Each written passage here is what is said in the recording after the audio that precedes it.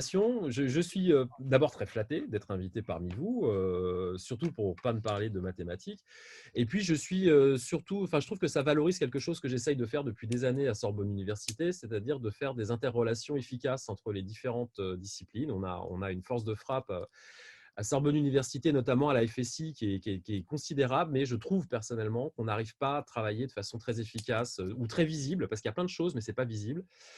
Et là, vraiment, en l'occurrence, cette crise peut être une opportunité pour se rapprocher. Donc, très vite, ils vont. Alors, je ne sais plus quel était le motif. C'était la saisonnalité, je crois. C'est Non. ça, ouais, ouais. Ouais, c'est ça. Mais on va en parler un peu aussi, hein. Voilà, j'ai dit, bah, écoutez, nous, on a des problèmes de virologue. On aimerait pouvoir, et on sait qu'on ne va pas pouvoir y répondre en tant que virologue. On aimerait vraiment avoir un appui. Il faut de l'intelligence collective pour nous aider à traiter cette crise. Et de fait, en fait, hein, je vous le dirai brièvement, moi, il y a 3 projets sur lesquels on travaille actuellement. On travaille sur la recherche de nouveaux antiviraux et donc on a une molécule qui est passée en essai clinique la semaine dernière. J'ai cru qu'on allait parler d'elle ce matin, j'ai eu un peu peur parce que je trouvais que c'était un peu tôt, puisqu'on vient de soumettre le papier hier soir, donc c'est un petit peu compliqué. On a, donc ça, je ne vous en parlerai pas, si ce n'est que c'est intéressant de savoir que ce sujet est et je fermerai très vite la parenthèse, et donc est porté par quelqu'un qui s'appelle Anis Lamachfok, avec qui on a essayé de monter un réseau de criblage virtuel. Et en fait, la molécule qu'elle a identifiée, qui est le naproxène, pour tout vous dire, c'est une molécule qu'on trouve dans toutes les bonnes pharmacies, eh bien, elle l'a identifiée par une approche de modélisation moléculaire et de criblage sur ordinateur. Et puis, donc, on a monté un réseau pour tester l'hypothèse avec des laboratoires de virologie. Et on a fait ça en 3 semaines, un mois, enfin, donc dans la même urgence que celle dans laquelle on travaille tous aujourd'hui. Et donc, on soumet un article scientifique ce matin, mais l'essai clinique, lui, est déjà lancé. On travaille en mode très dégradé, je trouve. Et bon, j'espère qu'on ne fait pas de bêtises. Donc ça, c'est un premier aspect, mais c'est déjà de l'interface en fait entre la virologie et puis la modélisation. Alors le deuxième projet sur lequel on est très impliqué, on aura peut-être l'occasion d'en parler brièvement, c'est un projet qui s'appelle Covidia, qui vise à essayer d'utiliser des outils d'intelligence artificielle pour essayer, alors je ne sais pas, Yvon pourra nuancer, hein, je ne sais pas si c'est pour modéliser l'infection en cours ou pour commencer à devenir prédictif. Ça, c'est tout le problème de ce qu'on fait peser aujourd'hui aux épidémiologistes. On demande aux épidémiologistes non seulement de caractériser les principaux caractères de cette épidémie, mais également d'être capable de lire dans le marc de café pour gérer le déconfinement. Et ça, alors là, franchement, on a quand même beaucoup d'inconnus dont on pourra discuter après si vous le souhaitez, mais ce n'est pas simple. Donc, cette initiative a été montée, alors je perds le fil du temps, mais c'est pareil, je pense qu'il y a à peu près 3 semaines. Et j'ai senti qu'il y avait un peu de mou dans la corde à linge, c'est-à-dire que les gens étaient très bien, de très bonne volonté, mais je trouvais que ça manquait un peu de maths, un peu de structuration. Et donc, j'ai demandé à Yvon et puis à un collègue épidémiologiste qui s'appelle Xavier de Paris de participer à cette initiative. Et bon, alors le cadrage est encore un petit peu flou, mais il y a une idée sympa. Et puis le troisième projet, je vous en parlerai à la fin, donc c'est ce projet sur les eaux usées qui a déjà fait un petit peu parler de lui et donc dans lequel Yvon est également un fer de lance. Et donc vous, forcément, mathématiciens, êtes des fers de lance et vous allez voir pourquoi. Alors, je suis désolé, je ne vais pas vous faire… Ce qui me semble important ce matin pour qu'on arrive à comprendre, enfin à vous faire passer les messages clés qu'on aimerait voir traités par des approches différentes de la virologie, je vous ai fait brièvement, alors j'espère que ça va être clair parce que je l'ai fait un peu dans l'urgence, vous expliquer un petit peu ce que c'est que cette notion de maladie virale émergente et les questions qui tournent autour. Alors très brièvement, déjà ça commence, je n'ai pas trop le bouton. Voilà, super. Alors, en fait, ce qu'il faut comprendre, c'est que cette histoire d'épidémie, ce n'est pas un truc nouveau. On entend depuis quelques jours qu'on ne s'y attendait pas. Non, en fait, ce n'est pas vrai. Ce que je voudrais vous montrer, là, j'ai repris volontairement des diapositives de cours pour laquelle la plupart des diapositives ont été faites il y a une dizaine d'années, hein. Donc, je n'ai pas dans le mar de café. Je veux juste faire comprendre que les maladies émergentes, ce n'est pas quelque chose de nouveau. Par contre, ce qui est nouveau, c'est que ça a une ampleur telle, et ce qui est symptomatique, c'est que cette crise révèle surtout notre incapacité à avoir anticipé quelque chose que l'on connaît et qu'on aurait pu peut-être beaucoup plus anticiper avant. Je vais essayer de vous dire pourquoi. Alors, les épidémies, c'est quoi d'abord? Est-ce que ça a toujours existé? Non, ça n'a pas toujours existé. Ce qu'on sait, c'est que les épidémies sont probablement apparues au néolithique pour une raison qui est assez simple à comprendre. Une épidémie, c'est la circulation d'un virus d'individu à individu. Et donc, il y a des paramètres simples de l'épidémie, c'est la densité humaine. Et on sait qu'au néolithique, il y a donc avec le développement de l'agriculture, c'est ce qu'on apprend en sixième, hein, on passe d'un système chasseur-cueilleur, donc avec des toutes petites communautés, à un système où les gens, l'agriculture, c'est quoi? C'est la domestication des animaux, c'est la domestication des végétaux. Donc, on plante du blé au lieu d'aller chercher des céréales dans la nature. On fait des enclos, on met des animaux plutôt que d'aller les chasser. Et donc, ça a plusieurs conséquences très simples à comprendre. C'est que les gens mangent mieux, les tailles des populations humaines grossissent, elles se sédentarisent, donc elles restent à au même endroit, et elles ont des contacts quasiment quotidiens avec les animaux. Et tout ça, vous le verrez, c'est des facteurs qui sont liés, qui sont des bons moteurs de l'épidémie. Deuxième moteur épidémique qui est lié à l'histoire des populations humaines, c'est que les villages vont se construire, les villages vont se spécialiser au fil du temps en termes d'activité. Et puis les Romains, notamment en Europe, vont jouer un rôle prépondérant. C'est que pour déplacer les armées, pour déplacer les aliments, eh bien, on crée des routes. Et donc ça, c'est très important en matière d'infectiologie. Donc ça date en particulier des Romains. Hein. C'est que très vite, on se débrouille pour circuler vite en Europe, pour circuler vite sur la mer. Et la conséquence immédiate de ça, au Moyen-Âge, par exemple, c'est tout à fait clair, c'est qu'une maladie comme la peste qui apparaît au Moyen-Orient, par l'intermédiaire de la circulation des céréales sur les bateaux, va permettre de déplacer donc, le bacille de la peste avec les rongeurs qui l'hébergent. Ces rongeurs débarquent dans les grands ports européens, les gens ont peur, ils prennent leur calèche, leur je ne sais quoi, ils quittent évidemment les villes où il y a de la peste et ils vont dans la ville d'à côté. Et plus vous allez vite pour quitter une ville où il y a de la peste, pour vous rendre dans la ville d'à côté où il n'y en a pas, plus vous dynamisez la circulation de l'épidémie. Donc tous ces moyens, on les retrouve aujourd'hui. Mais enfin, quand on dit c'est nouveau tout ça, non, bien sûr que non, c'est pas nouveau. C'est aussi vieux que l'histoire de l'humanité. Alors, ce qu'on sait également, c'est que, et ça je reviendrai là-dessus, c'est que beaucoup d'infections, notamment virales, ont probablement une origine humaine. Alors, je vous ai donné un exemple, c'est la rougeole. Hein. Le virus de la rougeole, qui est aujourd'hui strictement humain, est un virus dont l'origine est probablement une origine animale qui daterait d'environ 6000 ans. Voilà. Alors, qu'est-ce qu'on peut dire des grandes pestes? Vous connaissez les grandes pestes du Moyen-Âge. Alors, quand on appelle les grandes pestes avec des guillemets, c'est en fait toutes les maladies type variole, peste, donc la fameuse peste noire, la peste bubonique. Hein. C'est également le choléra, donc qui vont frapper l'Europe. Hein, à titre d'image, quand même, la peste va décimer, on estime, environ 30% de la population européenne. Hein. Voilà. Alors, avec des conséquences intéressantes, pour les immunologistes, c'est qu'on pense qu'il y a des facteurs, il y a une diversité intrinsèque de réponses, et ça, on le voit aussi avec le Covid aujourd'hui. Tout le monde ne réagit pas de la même façon à une infection virale. Il y a probablement des composantes génétiques importantes qui font que certaines personnes sont très sensibles et d'autres pas du tout. Et on pense que les pathogènes, depuis la nuit des temps, ont modelé notre patrimoine génétique, ont exercé une pression de sélection très forte. Et alors, une des histoires, je ne reviendrai pas là-dessus, il y a des gens dont on sait aujourd'hui qu'ils sont résistants dans une certaine mesure au VIH parce qu'ils ont une mutation qu'on appelle delta CCR5 sur un corécepteur du VIH. Et on sait que cette mutation, enfin, on a de bonnes raisons de le penser, aurait été probablement sélectionnée à partir d'un seul individu par des pressions de sélection et notamment par la variole. Voilà. Donc en fait, les gens qui ont cette mutation auraient été… alors on n'aura jamais la réponse puisque la variole est éradiquée, mais on pense que les gens qui avaient cette mutation ont mieux résisté à la variole et cette mutation aurait été aussi un facteur important, et on le voit aujourd'hui, de résistance au VIH. Donc c'est tout à fait intéressant d'avoir cette idée en tête. Alors on a des grandes vagues épidémiques, alors évidemment, plus on déplace l'homme, plus on pose des problèmes. Donc, quand Christophe Colomb découvre l'Amérique, il amène sur le territoire américain un virus qui n'existait pas, qui est la variole. Et donc, on pense que les Indiens d'Amérique du Sud ont été décimés autant par la variole que par les conquistadors. Et à l'inverse, il y a un échange de bons procédés, c'est que les conquistadors vont violer les Indiennes, vont attraper une maladie qui est là depuis très longtemps en Amérique du Sud, qui est une maladie bactérienne qu'on appelle la syphilis. Et à la même époque, eh bien, les marins ramènent la syphilis d'Amérique du Sud dans les grands ports européens. Et vous connaissez le succès de la syphilis en Europe. Donc avec en particulier, ça rend fou, hein, la syphilis, c'est de ça qu'on meurt en fait. Mais vous savez aussi que ça a eu un effet positif sur l'art, sur la littérature. On pense notamment qu'une partie des artistes du 19e siècle qui ont contracté la syphilis ont été beaucoup plus productifs parce qu'ils avaient aussi des lésions cérébrales. Voilà. Alors c'est une petite histoire dans la grande histoire, mais c'est important à rappeler. Alors, tout ça nous fait peur. Et puis, arrivé au 19e siècle, des gens comme Louis Pasteur font la jonction entre deux choses très importantes. Les maladies infectieuses sont connues depuis la nuit des temps. Hein. Les médecins grecs, ils connaissent la rougeole, ils savent la décrire, ils ne savent évidemment pas à quoi elle est liée.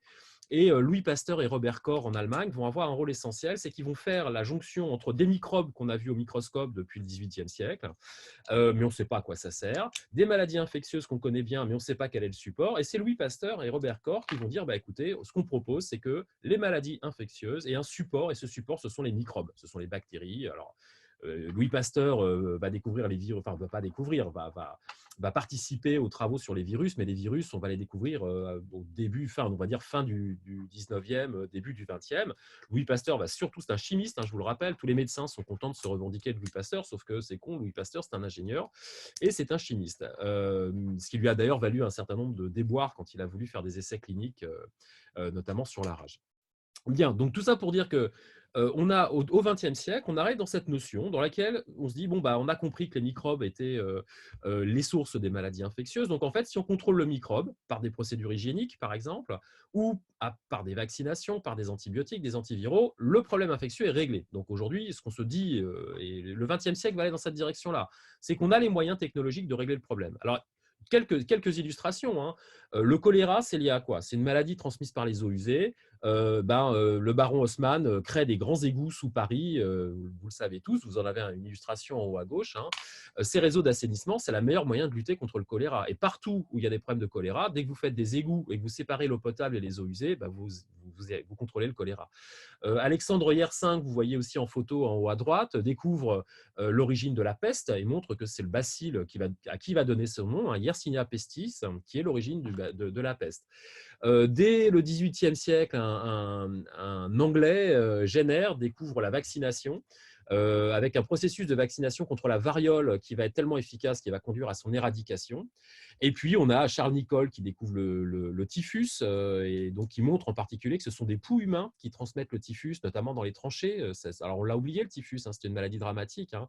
Il va avoir le prix Nobel en 1928 pour ça. Alexander Fleming, avec Florey et Chen, va contribuer à découvrir la pénicilline. Alors, Alexander Fleming n'a jamais découvert la pénicilline, hein. Ça, c'est une légende urbaine. Il a découvert que des champignons filamenteux produisaient quelque chose qui empêchait les bactéries de se développer, point barre.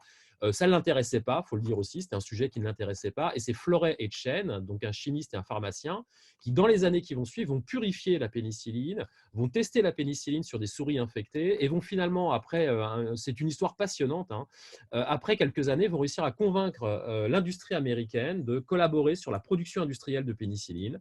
Et donc, les premiers essais de la pénicilline vont être réalisés en fait au moment du débarquement, hein. Chaque GI va avoir une ampoule de pénicilline avec une aiguille et on lui dit bah, écoute, injecte-toi ça et on verra bien. Donc, vous voyez les essais avec un bras placebo, tout ça, au moment du débarquement, on n'a pas eu le temps de les faire. Il aurait fallu, on va en discuter avec Didier Raoult, il aurait fallu faire ça sérieusement.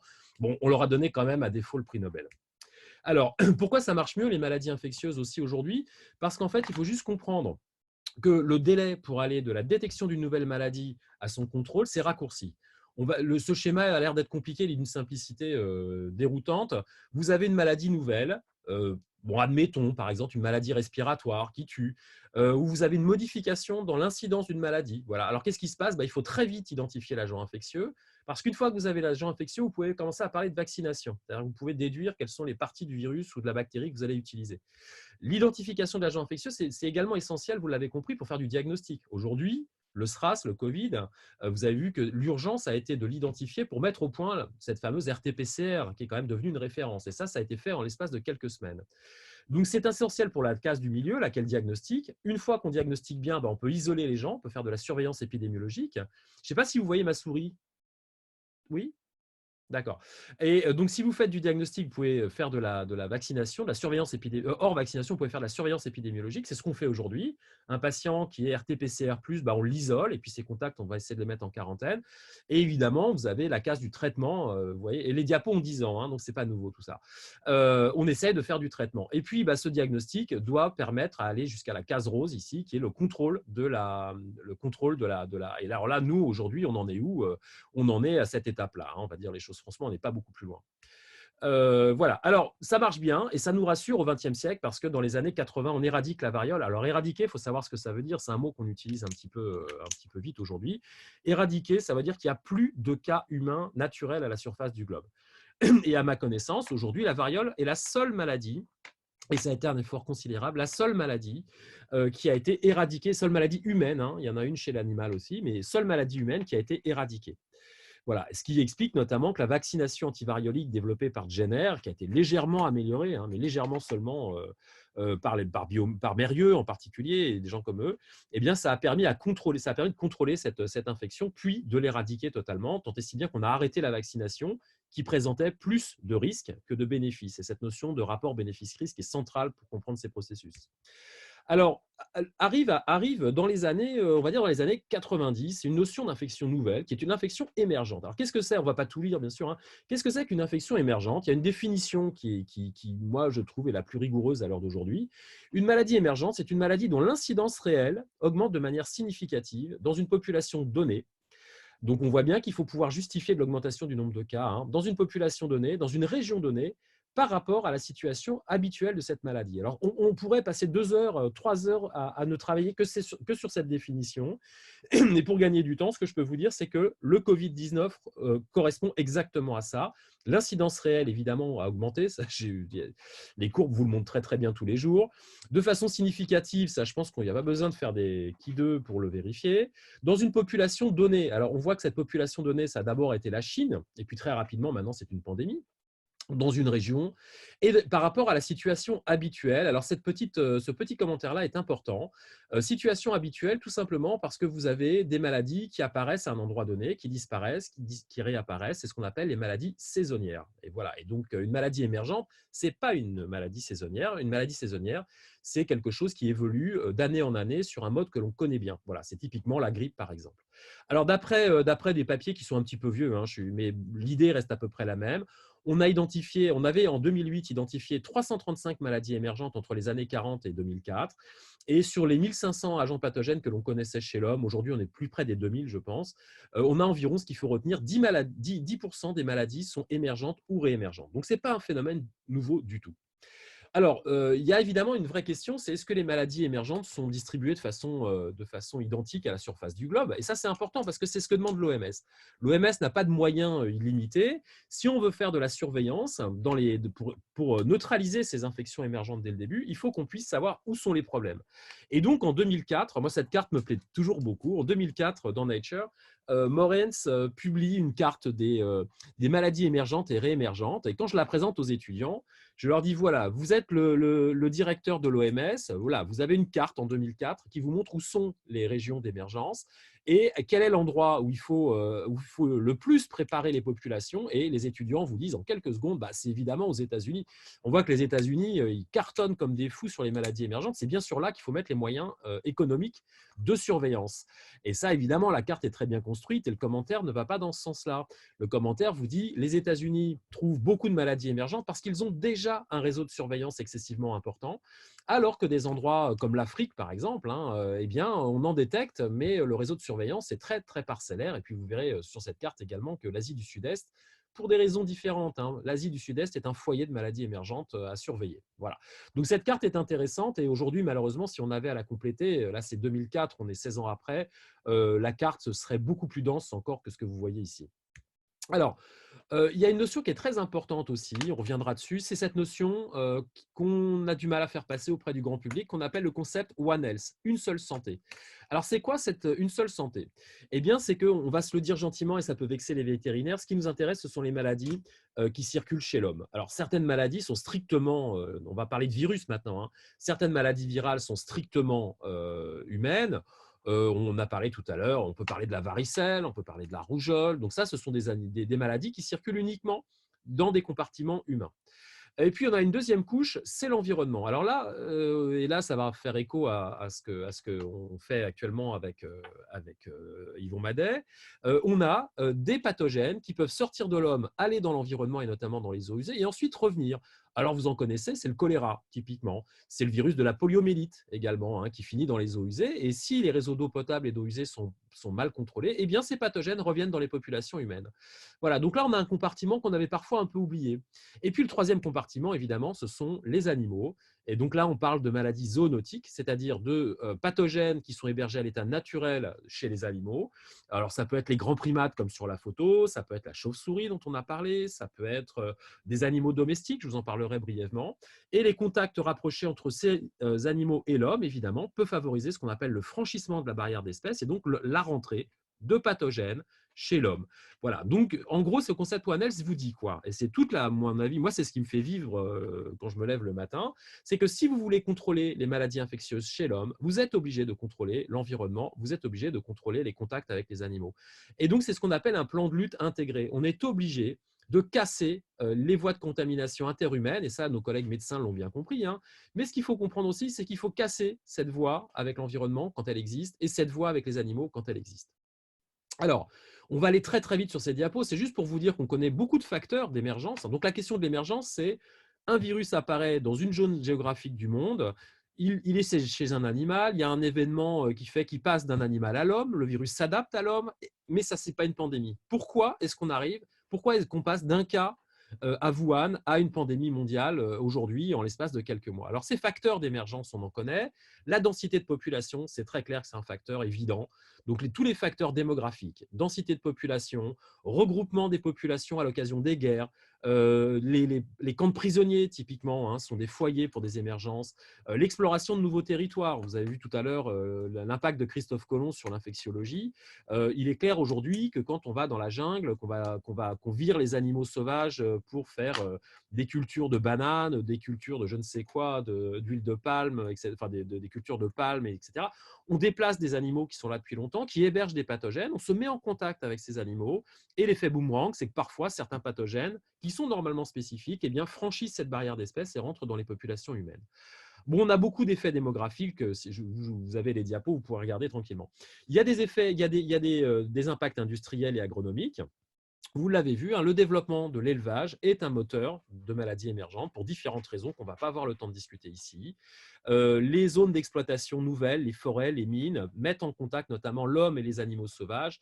On sait en particulier hein, que l'homme, dans les mines, rencontre des chauves-souris, et les chauves-souris sont des réservoirs pour énormément de virus pathogènes, le virus de la rage, très très probablement le SARS-CoV-2, qui est le virus qui nous intéresse aujourd'hui, très très probablement le SRAS de 2003. Voilà, donc les chauves-souris sont des animaux absolument étonnants on s'intéresse beaucoup, on aimerait savoir pourquoi la chauve-souris n'est pas malade en particulier, alors qu'elle héberge, enfin, les chauves-souris, alors qu'elles hébergent des saloperies. Elles hébergent Ebola hein, aussi, hein, le virus de Marburg également. Donc ça, c'est un vrai, c'est puzzling, comme disent les amis américains, et on espère qu'on va trouver des clés en analysant les chauves-souris et leur réponse immunitaire. Voilà, donc les nouvelles zones d'exploitation, c'est un problème. Le stockage des récoltes, bêtement, hein, quand vous stockez du grain, vous faites venir des rongeurs, et les rongeurs sont des vecteurs de maladies émergentes. Voilà, je ne vais pas rentrer dans les détails. Alors, il y a des facteurs qui sont liés aux hôtes aussi, hein. Il faut que le virus s'adapte à son hôte. Et on sait par exemple que le VIH, hein, je crois que je le dis juste après, le VIH est un virus qui est issu d'un virus de singe. En fait, il y a deux VIH et il y a deux virus de singe correspondants. Et on pense que la pratique de la viande de brousse, en particulier en Afrique, a mis en contact du sang de singes infectés par le SIV, hein, qui est l'ancêtre du HIV, et que ces contacts répétés ont permis au SIV, qui est très variable génétiquement, de s'adapter à l'homme et de devenir le HIV. Donc le berceau supposé du HIV, il y a deux berceaux pour HIV1 et HIV2, et on pense que c'est la viande de brousse, c'est la manipulation des grands primates. Et puis après, une fois que le virus est adapté à l'homme, la transmission interhumaine est éventuellement possible. Et aujourd'hui, on arrive à une pandémie, hein. Il y a 35 millions de personnes infectées par le VIH. Et on pense que l'entrée dans les populations humaines daterait d'il y a environ 100 à 150 ans seulement. À l'échelle de l'humanité, c'est un détail. Voilà, alors il y a des facteurs écologiques, hein. On modifie l'habitat des animaux, on modifie l'habitat de ce qu'on appelle les vecteurs, c'est-à-dire par exemple les moustiques, hein, qui jouent un rôle très actif dans la circulation des virus entre les hommes, mais aussi qui jouent un rôle de circulation des virus entre les grands primates et l'homme, hein, notamment dans le cas de la fièvre jaune, qui est une maladie absolument terrible. Voilà, donc je ne vais pas non plus rentrer là-dedans. Voilà, ça, c'était les moyens de lutte intégrés dans les années 30. Dans les années 30, ce qu'on faisait en Afrique, notamment pour empêcher que les moustiques viennent pondre dans les mares, c'était, mais à l'époque, on voit que le pétrole n'était pas cher, on mettait du mazout à la surface des mares de façon à faire une couche étanche, et donc ça empêchait les moustiques de pondre. Alors, bon, écologiquement, ça peut se discuter. Dans les années 40, c'est le début de la chimie, notamment la chimie allemande, hein, qui pond pas mal de molécules, des bonnes et puis des moins bonnes. Et on on découvre qu'en fait, bon, bah, le mazout, c'est une ressource. On va arrêter de mettre du mazout sur l'eau. En revanche, on a le DTT qui a fait beaucoup parler. Et donc là, vous avez un village africain qui est pulvérisé au DTT pour tuer les moustiques. Alors, bon, conséquence directe, bah, les moustiques deviennent résistants. Et quelques années après, on découvre des cas de cancer liés au DTT. Donc, vous voyez que bon, on avance, mais pas toujours de façon très coordonnée. Voilà. Alors, qu'est-ce qu'on peut prédire aujourd'hui des émergences? Aujourd'hui, ce que nous demande l'OMS en particulier, c'est d'identifier les facteurs clés des émergences et de proposer des cartes qu'on va superposer pour voir où sont les risques d'émergence. Donc là, je vous donne un exemple, hein. Là, vous avez une carte qui est la carte de la densité des animaux sauvages. Donc, on sait que c'est un réservoir important de pathogènes. Ici, carte où il y a beaucoup d'animaux domestiques. Là aussi, une source de réservoir chez l'homme, vous le verrez, je vous donnerai des exemples tout à l'heure. Là, bon, il y a les antimicrobiens, ce n'est pas le sujet. Et puis là, vous avez la carte des maladies vectorielles, des maladies transmises notamment par les moustiques. Et quand vous superposez ces cartes-là, vous voyez qu'il y a des régions du monde qui s'allument tout le temps. Alors, en particulier, la zone tropicale et subtropicale de l'Afrique, l'Amérique du Sud, l'Asie du Sud-Est, un grand berceau pour les maladies émergentes, et il ne faut pas l'oublier, bizarrement, l'Europe. Il y a beaucoup d'animaux sauvages, beaucoup d'animaux domestiques, et les maladies vectorielles liées notamment à des moustiques qui venaient des zones tropicales et subtropicales, comme le fameux moustique tigre. Eh bien, on disait il n'y en a pas. Eh bien, si, il y en a. Depuis 10 ans, on a du moustique tigre dans nos habitats, hein. C'est assez simple à voir, hein. Vous regardez sur Internet, c'est un moustique qui a une sorte de pyjama avec des bandes blanches et noires. Alors, c'est très important. Donc, la question, c'est pourquoi, alors qu'on a énormément de pathogènes, on a été capable d'éradiquer la variole, pourquoi on n'arrive pas à contrôler? On peut prendre un exemple qui est celui du SRAS d'aujourd'hui. Pourquoi on n'arrive pas à contrôler le SRAS alors que la variole, on l'a éradiquée en 1980 et qu'on a une technologie entre 80 et aujourd'hui, il y a 40 ans, on a des outils qui n'existaient pas. Et voilà. Donc, en fait, il y a des critères relativement simples. Pourquoi on a éradiqué la variole? Parce qu'on avait un vaccin très efficace. D'accord? Parce que le virus variait peu, donc il n'échappait pas à la vaccination. Et par ailleurs, il y avait une très bonne immunité quand on était vacciné. Le virus ne persistait pas dans l'environnement. C'est un virus qui est très fragile, le virus de la variole, c'est un virus enveloppé. Et c'est un virus qui persistait sur les vêtements en particulier, mais quelques heures seulement, hein, donc ça rappelle des choses. Il n'y avait pas de réservoir animal, c'est-à-dire que c'est un virus strictement humain, hein, il n'y avait pas d'échappement du virus dans la nature. La maladie était très visible, et ça, on pourra revenir dessus. Je vous ai montré tout à l'heure des photos de variole, on était couverts de vésicules, hein, les gens qui avaient la variole étaient très visibles, donc très facile à isoler chez eux, tout bêtement, hein. On le voit bien, c'est une des difficultés, on reviendra là-dessus, sur le Covid. Les gens qui sont infectés et contagieux ne sont pas visibles pour la plupart, hein. Selon les chiffres, on estime qu'il y a 50 à 98% des gens qui portent le virus, qui le transmettent, mais qu'on n'identifie pas. Et puis, l'incubation est courte avant l'apparition des signes cliniques. Alors ça, c'est aussi un sujet qu'on a pas mal discuté avec Yvon, notamment. Dans le cas de la variole, en quelques jours, vous êtes infecté, quelques jours après, vous êtes couvert de boutons. Donc, il n'y a pas de… La période dans laquelle vous êtes, on dit, présymptomatique et potentiellement contaminant est très, très courte. Dans le cas du Covid, on voit que c'est un problème. Ce n'est pas peut-être aussi simple que ça. Et d'autant plus que les signes cliniques n'apparaissent pas toujours. Donc, on est dans une situation, si je fais le parallèle entre Covid-19 et variole, si on me demande aujourd'hui, est-ce qu'on a les outils pour éradiquer le Covid-19 ? La réponse est très clairement non. On coche sur cette liste-là peut-être 3 items sur 7. Hein. Donc là, voilà. Mais c'est important de comprendre quels sont les objectifs, en tout cas, qui font que ça ne marche pas bien. Voilà, alors attends, je continue. Voilà, alors il y a une autre façon de voir les choses aussi. C'est le seul graphique que vous aurez. Bon, il n'est pas très, en plus, je suis désolé, il n'est pas très pointu, mais il est très intéressant. Il vous montre en abscisse, pour différentes pathologies, en gros, pour simplifier sur cette échelle horizontale, c'est la durée entre l'infection et l'apparition des signes cliniques. Alors, vous avez des maladies comme le SRAS. Alors, attention, celui-là, c'est le SRAS de 2003. Hein. Eh bien, en quelques jours, vous êtes infecté, vous avez quasiment les symptômes. Et chez quasiment la plupart des gens infectés. Le VIH, c'est une saloperie. Pourquoi? Parce que les symptômes qu'on appelle le sida n'apparaissent que 9, 10 ans après l'infection. Donc, ce qui veut dire que pendant 10 ans, vous transmettez le VIH et vous ne le savez pas si vous n'êtes pas dépisté. Donc, vous voyez la gravité de la situation. La variole, elle est là. Smallpox, c'est la variole. Donc, qu'est-ce qu'on voit à la variole? La situation est un peu similaire aussi. C'est-à-dire que c'est un virus, les signes cliniques sont très rapprochés du temps de l'infection.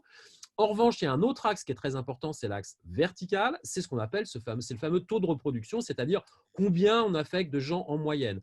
Le SRAS, on estime qu'on infectait entre 3 et 6 personnes en moyenne. Une personne infectée entre 3 et 6 personnes.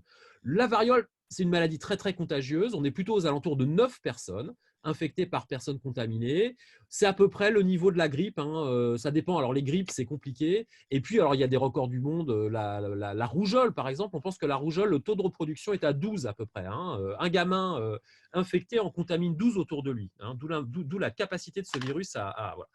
Donc, influenza est là. Alors, vous avez compris que ce n'était pas bon d'être là ni d'être là. Et aujourd'hui, le SRAS, eh ben, on pense qu'il est par là, quoi, hein. Le SRAS d'aujourd'hui, il n'est pas bien. Parce que, vous voyez ici, les mesures pour contrôler l'épidémie, les mesures classiques de contrôle, isolement, prévention, sont inefficaces parce qu'on est à peu près ici, c'est-à-dire qu'il y a un délai d'apparition avant les signes cliniques qui peut être très long, voire il n'y a pas de délai quand vous êtes asymptomatique. Et puis le virus est à peu près en termes de taux de reproduction aujourd'hui, le coronavirus est à peu près là, on dit qu'il est aux alentours de 3, hein, 3, 3,5. Alors j'aime pas trop cet indicateur parce qu'en fait, il ne veut pas dire grand-chose. Le taux de reproduction, il peut être lié aux propriétés intrinsèques du virus, mais aussi à votre vie sociale, hein. Si vous êtes un grand fêtard et que tous les soirs vous êtes en boîte de nuit, votre R0 il est bien plus important que ça. Alors je suis sûr que c'est une moyenne, mais c'est une moyenne qui admet des écarts excessivement importants. Si vous êtes un petit vieux isolé à la maison, votre R0 évidemment il est excessivement faible. Voilà, donc c'est juste pour illustrer cette difficulté. Plus vous évoluez par là, plus ça devient difficile de contrôler une épidémie. Et nous, je pense, j'ai pas, voilà, pour le SRAS, on est à peu près ici, on n'est pas très très bon, hein, c'est compliqué. Voilà, alors quelques cas d'école, j'irai très vite, mais c'est juste pour vous dire que ce n'est pas nouveau. Alors, une information importante, ça c'est une particule virale, hein. Une particule virale, on va en parler très brièvement, c'est un acide nucléique, ça peut être de l'ADN ou de l'ARN, dans le cas du coronavirus, c'est de l'ARN, associé à des protéines. Alors ça peut être une boîte, dans le cas des coronavirus, ce n'est pas une boîte, mais peu importe, ce sont des protéines qui forment avec cet ARN ce qu'on appelle une nucléocapside. Certains virus s'arrêtent là, c'est ce qu'on appelle les virus nus, le virus de la poliomyélite par exemple, et d'autres virus sont un peu plus coquets, sont protégés par ce que vous voyez ici en orange, qui est une bicouche lipidique qui dérive de la cellule, qu'on appelle l'enveloppe. Alors, ce qu'il faut bien comprendre, si je perds un peu de temps sur cette notion-là, c'est que quand vous êtes un virus nu, vous n'avez pas cette enveloppe, mais vous êtes très costaud. Donc, vous résistez à la chaleur, à la congélation, à la dessiccation, vous résistez aux détergents, hein, notamment dans le tube digestif. Mais vous résistez aussi au savon. Le savon ne tue pas les virus nus. Il vous aide, par contre, à laver vos mains et à enlever le virus de vos mains. Donc, c'est des virus souvent qui persistent dans l'environnement pendant des semaines, voire des mois, voire des années pour certains. Et la transmission interhumaine, qui arrive fréquemment, peut se faire par voie orofécale. C'est le cas des gastroentérites hivernales, hein. Ce sont des virus nus. Ils rentrent par la bouche et ils sortent de l'autre côté. Après avoir été amplifiés, ils sont très, très contagieux, très résistants sur les poignées de porte, les robinets, etc. Et puis, vous avez les virus enveloppés. Alors là, j'avais cité le VIH parce que c'était pour des étudiants, c'est pour frapper les esprits. Donc, vous avez cette petite enveloppe. Vous voyez, la capside peut avoir une forme différente ici, hein. Et le VIH, c'est un virus enveloppé. Alors, c'est un peu l'aristocratie de la virologie. Cette enveloppe, ce n'est pas accessoire, hein. Cette enveloppe, vous le voyez, elle porte ici les antirécepteurs viraux, c'est-à-dire les molécules, les protéines qui vont permettre au virus de reconnaître sa cellule cible, hein. Donc, si vous perdez l'enveloppe, évidemment, vous ne vous accrochez plus à votre cellule cible. Le virus, lui, il s'en fout parce qu'il s'accroche par l'intermédiaire des protéines de capside. Alors, c'est intéressant parce que ça nous dit quoi? Ça nous dit que ces virus sont fragiles en général. Vous voyez que même à l'époque, j'avais précisé quand même que c'était en général. Alors, sensibles à la chaleur, à l'opposé, aux détergents. Donc, les savons sont efficaces. Les gels hydroalcooliques, hein, sont efficaces. La sécheresse, ça ne leur plaît pas beaucoup. Ils ne persistent pas souvent dans l'environnement. Alors ça, la persistance, il faudra préciser. Dans le cas du coronavirus, quand même, sur une table d'école, on dit que la demi-vie est d'environ 3 jours, 4 jours, hein. Donc, cette persistance, ce n'est pas 10 minutes non plus. Et ce sont des virus qui classiquement se transfèrent plutôt par les liquides biologiques, parce que ces liquides biologiques les protègent, hein, ils ne supportent pas la dessiccation, donc on va les retrouver principalement dans des voies de transmission directe. Les gens sont en contact immédiat et en quelques secondes, ils crachent le virus sur le copain. Mais on va retrouver aussi ces virus, comme dans le cas du VIH, dans le sang, dans les sécrétions génitales pour certains, dans la salive et dans les gouttelettes, ces fameuses gouttelettes de Pfluge qu'on appelle les postillons. Alors d'ailleurs, pour s'en souvenir, je dis aux étudiants, c'est simple, vous apprenez gouttelettes de Pfluge et vous allez tout de suite voir ce que c'est qu'un postillon sur l'écran de l'ordinateur. Voilà. Alors tout ça, ça peut effectivement, certains, dans le cas des virus grippaux, peuvent préférer une transmission hivernale. Et donc on arrive à cette fameuse saison, à cette notion de saisonnalité. Beaucoup de virus respiratoires, on en reparlera si vous le voulez tout à l'heure, les virus de la grippe, certains coronavirus déjà très inféodés aux populations humaines. Il y a 4 coronavirus qui circulent depuis les années 60, enfin en tout cas dont on a détecté la présence dès les années 60 dans les populations humaines. Sans signe de gravité, ces virus-là reviennent chaque hiver et font partie du cortège de ce qui vous fait couler le nez, tousser légèrement et dont tout le monde se fout. Il faut dire les choses franchement, le virus de la grippe est sans doute le seul virus saisonnier sur lequel il y a des travaux parce qu'il tue, hein. Le virus de la grippe peut tuer. Il y a 1 à 2% de létalité selon les classes d'âge. Voilà. Alors, d'où viennent les infections émergentes? On vient de le voir, principalement des animaux domestiques et des animaux domestiques et des animaux sauvages. Le VIH, je ne vais pas vous faire l'histoire en détail, hein. En gros, on a une maladie d'abord qui est le sida. Donc, vous voyez que là, c'est la maladie, hein, qui va être le signe d'appel. On découvre une maladie qui va être décrite chez des homosexuels à San Francisco en 81. Un clinicien, très brièvement, je vous la fais, hein, puisqu'on s'est battu un peu avec Montagnier là, indirectement. Un clinicien extraordinaire qui s'appelle Willy Rosenbaum découvre le premier cas français, se doute que la maladie est infectieuse, il tape à la porte de l'Institut Pasteur où on lui refuse, hein, on refuse de l'écouter. Il met le pied dans la porte et il obtient un séminaire à l'Institut Pasteur où viennent Françoise Barré-Sinoussi et Luc Montagnier. Lui, Luc Montagnier, il est au bureau, hein, dans ce temps-là. Ça ne le passionne pas tellement, ces histoires-là, faut le dire. Mais Françoise Barré-Sinoussi comprend qu'il y a quelque chose d'important. Elle travaille, et là, vous avez le premier papier, hein, qui est celui qui vaut le prix Nobel, hein, 83. Françoise Barré-Sinoussi, Jean-Claude Sherman, qui n'aura pas le prix Nobel, d'autres collègues que vous connaissez, qui sont des gens très brillants, mais qui n'ont pas eu l'impact des autres, Willy Rosenbaum, notre clinicien, hein, et Luc Montagnier, qui était chef de labo et qui va avoir le prix Nobel pour ça. Voilà, Françoise et Luc vont avoir le prix Nobel, Rosenbaum oublié, Sherman oublié, c'est un petit souci. Bon, peu importe, on identifie en 83, donc 2 ans après quand même la maladie, hein, vous voyez les délais, hein. Le SRAS, on l'a identifié en quelques semaines, parce que la technologie a changé. Le VIH, on a mis 2 ans à l'identifier. Première molécule antivirale qui n'a pas eu le succès qu'on attendait, c'est l'AZT. On va le tester dans les années 86-87. On va très vite s'apercevoir que l'AZT en monothérapie génère des résistances, enfin en tout cas sélectionne des souches résistantes. Et on va attendre en fait les inhibiteurs de protéase dans les années 95 pour arriver à ce que vous savez, c'est ce qu'on appelle aujourd'hui la polythérapie ou polythérapie multiple qui permet au virus d'être contrôlé, c'est-à-dire que les gens ne se débarrassent pas du VIH, mais ne peuvent plus multiplier le VIH et donc ne peuvent plus le transmettre. Vous savez quand même que des gens aujourd'hui qui sont contrôlés, qui prennent correctement leur chimiothérapie avec un virus sauvage, peuvent avoir des relations sexuelles non protégées, hein. On en est là quand même, ce qui est tout à fait impressionnant. Voilà, alors comme je vous le disais tout à l'heure, 2 origines, VIH1, VIH2, qui viennent de 2 singes, probablement par de la viande de brousse. On ne va pas rentrer trop dans les détails, ce n'est pas le sujet du jour. Alors, autre point d'émergence, donc c'est une ancienne infection émergente, le VIH, il faut le dire, qui a 150 ans. Alors bon, on peut considérer, c'est assez récent à l'échelle de l'humanité. Autre sujet de préoccupation, pour moi, c'était les arbovirus. Alors les arbovirus, c'est ces maladies transmises par ce qu'on appelle les arthropodes hématophages. Alors les arthropodes hématophages, c'est toutes ces bestioles, hein. Ce n'est pas que les puces, c'est les Aedes, les Culex, les Anophèles, les phlébotomes, les tiques, les tans, les puces, qui font des repas de sang chez les gens infectés et qui vont piquer quelqu'un d'autre, animal ou homme. Alors l'homme est un animal néanmoins, hein. Je sais on se vante beaucoup de faire beaucoup de choses, mais on reste un animal un petit peu quand même. Et donc il y a une transmission, ils assurent un rôle vectoriel dans la transmission de certaines maladies, notamment la fièvre jaune, transmise par les moustiques, la dengue, le chikungunya, la maladie de Zika dont vous avez entendu parler. Donc moi, ma prédiction, c'était que quand un vecteur, comme c'est lui le moustique tigre, tiens, vous voyez le pyjama là, hein, donc moi la prédiction que je faisais c'était le moustique tigre arrive en Europe le jour où on aura suffisamment de porteurs du virus chikungunya à Paris, eh bien il y aura une émergence à cause des moustiques.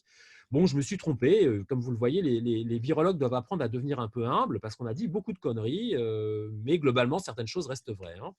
Voilà, alors la grippe, c'est très brièvement un autre modèle de maladie émergente ou réémergente. Donc on la connaît depuis très longtemps, la grippe, hein, mais on l'a commencé à l'étudier surtout à l'occasion de la grande grippe espagnole de 1918, entre 20 et 40 millions de morts, hein, quand même. Alors juste une petite parenthèse, les gens sont morts en 1918 pour 2 raisons. La première, c'est que le virus a tué, mais on n'avait pas d'antibiotiques. Et une des causes majeures de la surmortalité liée à la grippe, c'est la surinfection bactérienne qui arrive derrière. Meilleure preuve, c'est qu'en 57, il y a une autre pandémie, donc que personne, enfin, sauf les virologues, connaissent. C'est une pandémie quand même, il y a des morts, hein, beaucoup de morts, mais beaucoup moins parce qu'on a des antibiotiques. Pareil, en 68, à Hong Kong, il y a des antibiotiques. Alors, la grippe, ça c'est le schéma de la grippe espagnole qui n'a rien d'espagnol, hein. Elle est espagnole parce que eh bien, ça faisait du mal. On est encore dans les tranchées quand ça va arriver. Les Français ont des gens qui meurent de grippe dans les tranchées mais ne veulent pas le dire. Les Allemands ont des morts dans les tranchées à cause de la grippe mais ne veulent pas le dire. Et le roi d'Espagne va attraper la grippe et donc du coup, c'est facile de botter en touche et on va appeler ça grippe espagnole pour ne pas appeler ça grippe française ou grippe allemande. En fait, l'histoire de cette grippe est complexe. On pense qu'elle vient d'Asie, qu'elle a transité dans des camps militaires en Amérique et que les Américains auraient ramené, par l'intermédiaire des contingents qui vont aller dans les tranchées, auraient ramené la grippe en Europe par ce biais-là.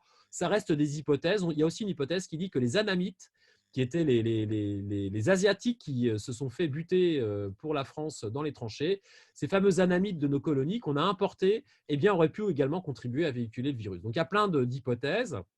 Mais vous voyez que la circulation mondiale du virus, elle s'explique aussi par ces cheminements un petit peu complexes. Voilà, alors qu'est-ce qu'on sait de la grippe? C'est très compliqué. C'est d'abord pas une grippe, mais des grippes. Des grippes qui, pour l'essentiel, sont des virus d'origine aviaire, principalement, mais également des virus très adaptés à l'homme. Alors, ce qu'il faut savoir, c'est qu'un virus qui est chez le canard a très peu de chances de devenir pathogène en une seule étape chez l'homme.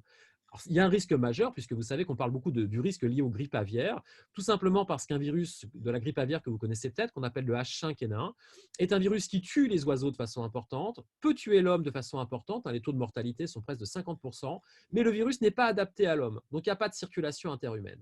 Voilà, donc c'est un virus qu'on redoute, c'est le virus des grippes aviaires, mais dont le risque est plus limité. Alors comment est-ce qu'un virus qui vit chez les oiseaux peut poser un problème chez l'homme? Eh bien, grâce à un intermédiaire qui est le cochon.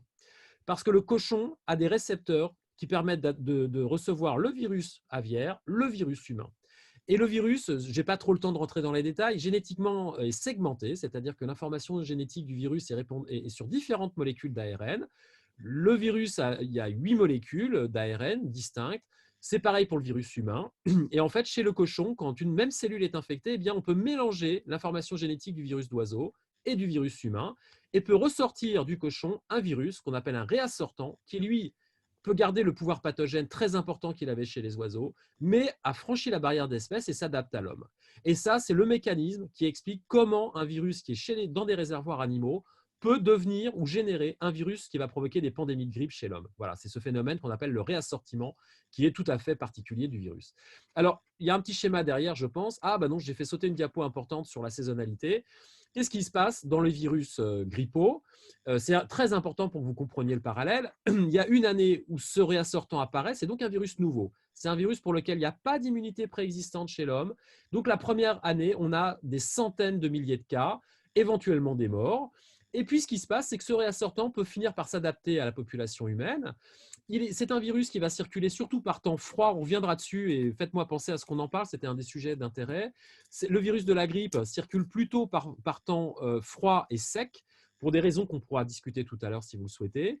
Et donc, ce virus, évidemment, circule plutôt dans les phases hivernales. Alors, je rappelle aussi que l'hiver dans l'hémisphère nord, c'est l'été dans l'hémisphère sud. Et donc, ce qui se passe, c'est que ce virus de la grippe, à l'échelle planétaire, ne disparaît pas. Il va disparaître l'été chez nous, mais il va aller se réfugier dans l'hémisphère sud, où éventuellement, il va évoluer et revenir éventuellement sous une forme différente l'hiver N+1 en Europe.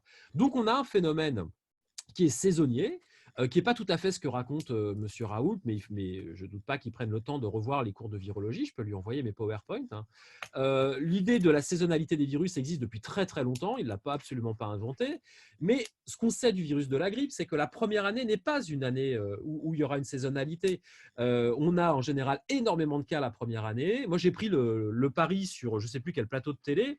Raoult nous dit le truc, il est plié au 1er mai. Bon, bah, écoutez, l'échéance se rapproche. Je n'ai pas l'impression que ça soit plié au 1er mai.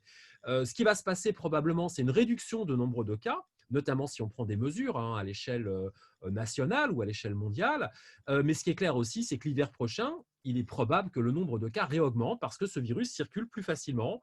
L'hiver, pourquoi l'hiver? Parce qu'on dit que le virus, cette bicouche lipidique, devient plus résistante mécaniquement quand la température baisse. Bon, c'est l'effet qu'on appelle l'effet beurre au réfrigérateur. Mais aussi l'hiver, c'est tout simplement une période où on se confine naturellement parce qu'on a froid aux fesses, on s'enferme les uns avec les autres et évidemment des virus, comme vous l'avez vu, qui se transmettent à faible distance, qui sont liés au confinement, eh bien, ont tendance à circuler beaucoup plus facilement l'hiver que l'été. L'été, on est dehors, on fait la fête, on pique-nique et donc les virus ont beaucoup plus de mal à circuler. Alors évidemment, ce qui est intéressant dans la saisonnalité, c'est que pour revenir à l'année N+1, eh bien, la question qui se pose, c'est quelles sont les personnes sensibles? Quelles sont celles qui ne sont pas immunisées? Donc, ceux qui sont immunisés, ça peut être ceux de l'année N qui ont produit des anticorps et qui sont capables de se défendre. Et puis, s'il y a un vaccin, eh c'est cette population N de gens infectés l'année N, plus les gens qui vont être vaccinés quand le vaccin existe. Et donc, tout ça, ça fait diminuer la proportion de gens sensibles à l'infection. Et donc, le pic de l'année N+1 est en général plus petit que celui de l'année N. Et vous comprenez très vite, et ça, je n'ai pas de doute là-dessus, qu'au bout de quelques années, ces pics diminuent en hauteur jusqu'à ce que le virus pandémique ne s'en sorte pas. Mais heureusement, avec la grippe, il y a de la ressource, il y a plein de virus grippaux et on est rassuré sur le fait qu'il y en aura un autre pandémique qui va arriver. Alors, des gens nous disent une pandémie de grippe, c'est tous les 20 ans, tous les 30 ans, quand on fait de la modélisation. Bon, peut-être ça, il faudrait regarder les données. Je ne suis pas convaincu que ça soit aussi régulier que ça. Bien, alors, juste une illustration. Attention aux nouveaux animaux de compagnie. Les nouveaux animaux de compagnie, alors quand on est quelqu'un d'à peu près raisonnable, on a un chien, un chat, alors je le dis ici, mais ne le répétez pas, les chats peuvent être porteurs du SARS. Hein, donc, alors on évite de trop le dire parce qu'on a une angoisse avec nos amis vétérinaires, c'est que les gens ne comprenant rien commencent à buter leurs chats. Les pauvres chats, ils y sont pour rien. Et on a de mauvaises expériences dans le passé. Hein. Il y a une maladie qui s'appelait la leucose féline du chat, que les gens ont malheureusement appelé le sida du chat, et les gens qui n'avaient pas bien compris ont fait euthanasier leur chat. Je vous parle de ça, c'était il y a 20 ans. Hein. Des gens ont fait euthanasier leur chat pour pas que le chat donne le sida aux enfants. Il n'y avait absolument aucun risque. Malheureusement, les chats en meurent, mais les virus étant spécifiques, il n'y a pas de passage de la leucose à l'homme. Enfin, c'est un détail. En revanche, ce que je voudrais vous montrer ici, c'est que le chat, le chien, c'est pas cool. Ce qui est cool à la maison aujourd'hui, c'est d'avoir, par exemple, cet animal-là. Ça, c'est un bébé rat de Gambie. Alors, un rat de Gambie, c'est un rat qui peut faire jusqu'à 2 kilos quand il est adulte. Hein, donc, c'est beaucoup plus rigolo que les rats qu'on trouve dans nos égouts. Ils viennent de Gambie, hein, ils viennent du Ghana, pour être plus précis. Et en 2003, il y a eu 37 cas humains. Donc là, c'est un cas qui a été décrit en 2003 aux États-Unis. C'est un cas alors ça ressemble beaucoup à la variole, donc j'aime autant vous dire que les Américains étaient très, très, très, très angoissés.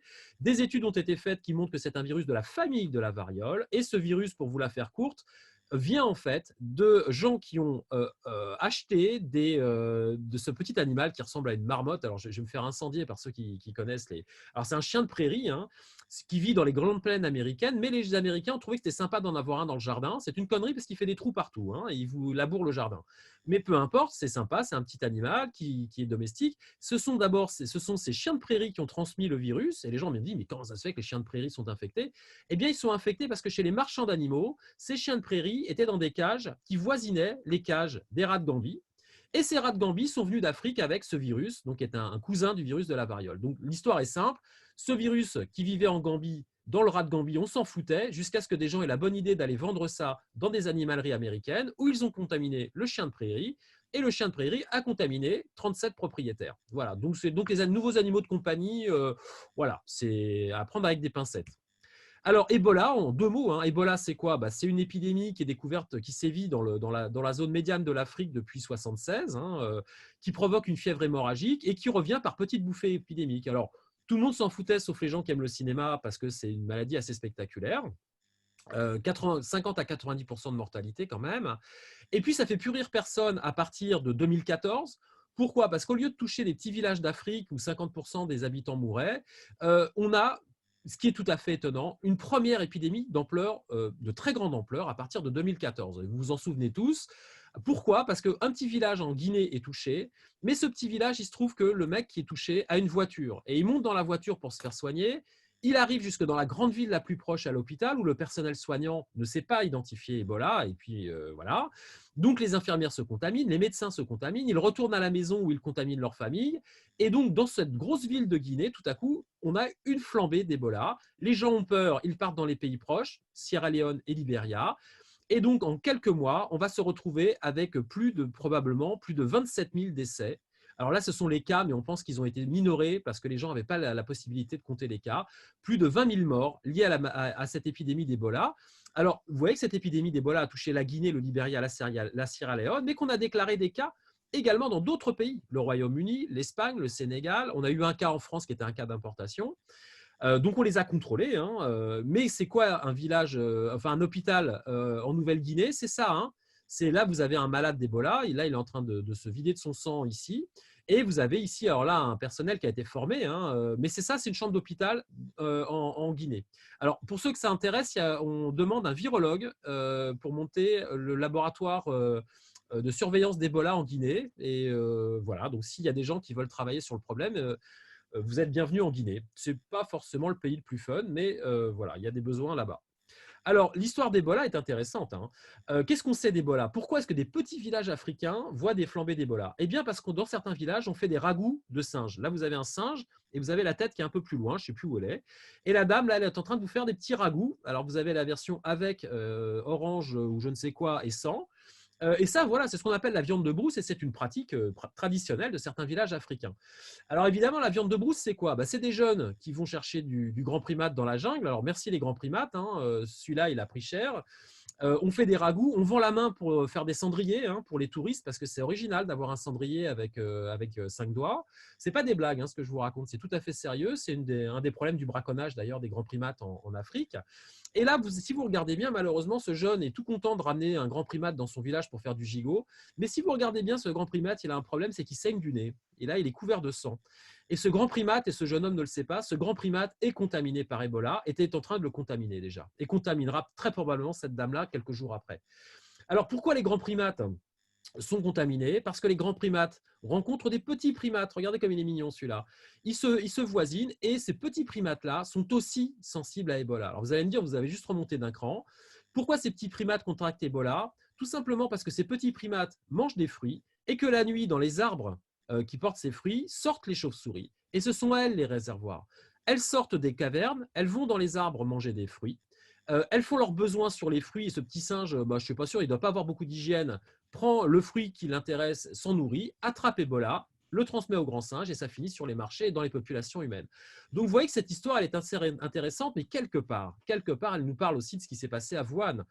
Un réservoir de chauves-souris probable, une entrée du virus avec un ou plusieurs autres intermédiaires jusque dans des marchés d'animaux et une contamination à l'homme. Voilà. Alors, il n'y a rien de très nouveau finalement dans ce qu'on voit avec le SRAS.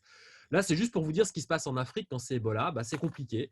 On n'a pas de masque. Alors, là, cette dame-là, on a dû lui en donner un, mais vous remarquez qu'elle a des gants MAPA, hein. Son gamin est en phase de fièvre hémorragique, donc il y a du sang partout, très très contagieux, très très contagieux. Et cette dame n'est absolument pas protégée du visage, pas protégée des bras, et le virus peut passer par là. L'infirmière, la pauvre, est dans le même cas. Elle a une charmante Charlotte. Moi, j'aime beaucoup la Charlotte, hein, mais alors la pauvre, elle a les bras qui ne sont pas protégés. Elle va être contaminée aussi par ce malade, ça c'est une évidence. Voilà, les gens qui risquent rien, c'est ceux-là. Et vous voyez que là, on est dans quelque chose qui rappelle les mesures qu'on a prises, hein, pour le SRAS dans certaines chambres de malades.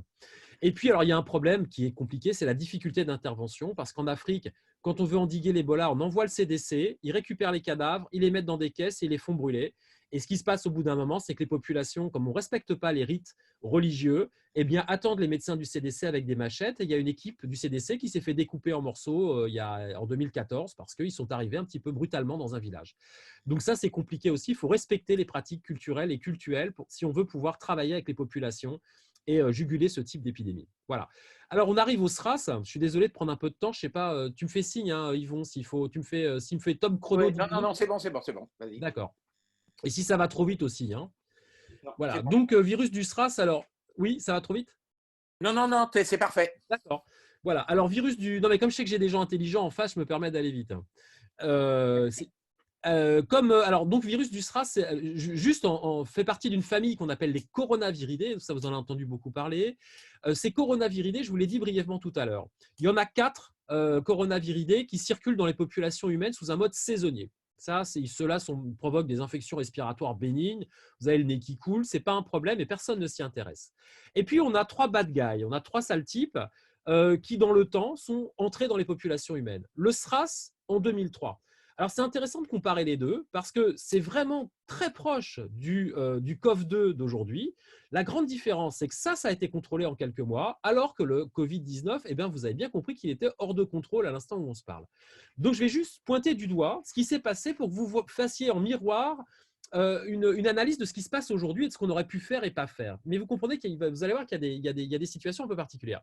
Le SRAS, les premiers cas, sont identifiés dans… alors, on va lire la deuxième et pas la première ligne parce que ça a été découvert après. On pense que le virus vient de marchés d'animaux de la région du Guangdong en novembre 2002, mais ça, on l'a découvert bien plus tard. En revanche, ce qui est intéressant dans le cas du SRAS, c'est que ça commence le 21 février. Vous voyez qu'on a même les dates, hein, on a même l'heure s'il faut chercher. Le 21 février 2003, il y a un voyageur qui est un voyageur de commerce qui est à l'hôtel Métropole de Hong Kong, qui développe une pneumonie atypique. En quelques heures, il est hospitalisé et il décède. On est dans une zone qui est le berceau des maladies respiratoires comme la grippe. Et l'hôpital, très vite, dit c'est pas normal ce qui est en train de se passer. Ils ont raison, puisque très rapidement, il y a d'autres cas déclarés dans cet hôtel. Et on se rend compte qu'en fait, ce monsieur, il a été prendre un verre au bistrot, il a pris l'ascenseur avec un cas contact, etc., etc. Et très vite, Hong Kong, c'est le niveau. En recherche, c'est le niveau des États-Unis en infectiologie. C'est très, très préparé. Les gens sont tout à fait compétents. Et en quelques jours, ils font passer une alerte en disant on a quelque chose qui n'est pas normal. Ce n'est pas de la grippe, on peut le vérifier. C'est un virus nouveau, on ne sait pas ce que c'est, mais il va falloir prendre des dispositions.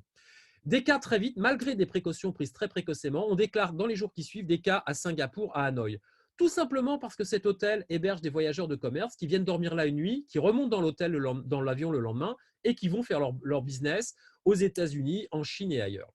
L'OMS, donc on est le 21 février, ça devient tellement problématique que l'OMS déclare une alerte le 12 mars. Donc vous voyez, c'est même pas écoulé 3 semaines avant que l'OMS fasse ce qu'elle a mis 2 mois à faire ici.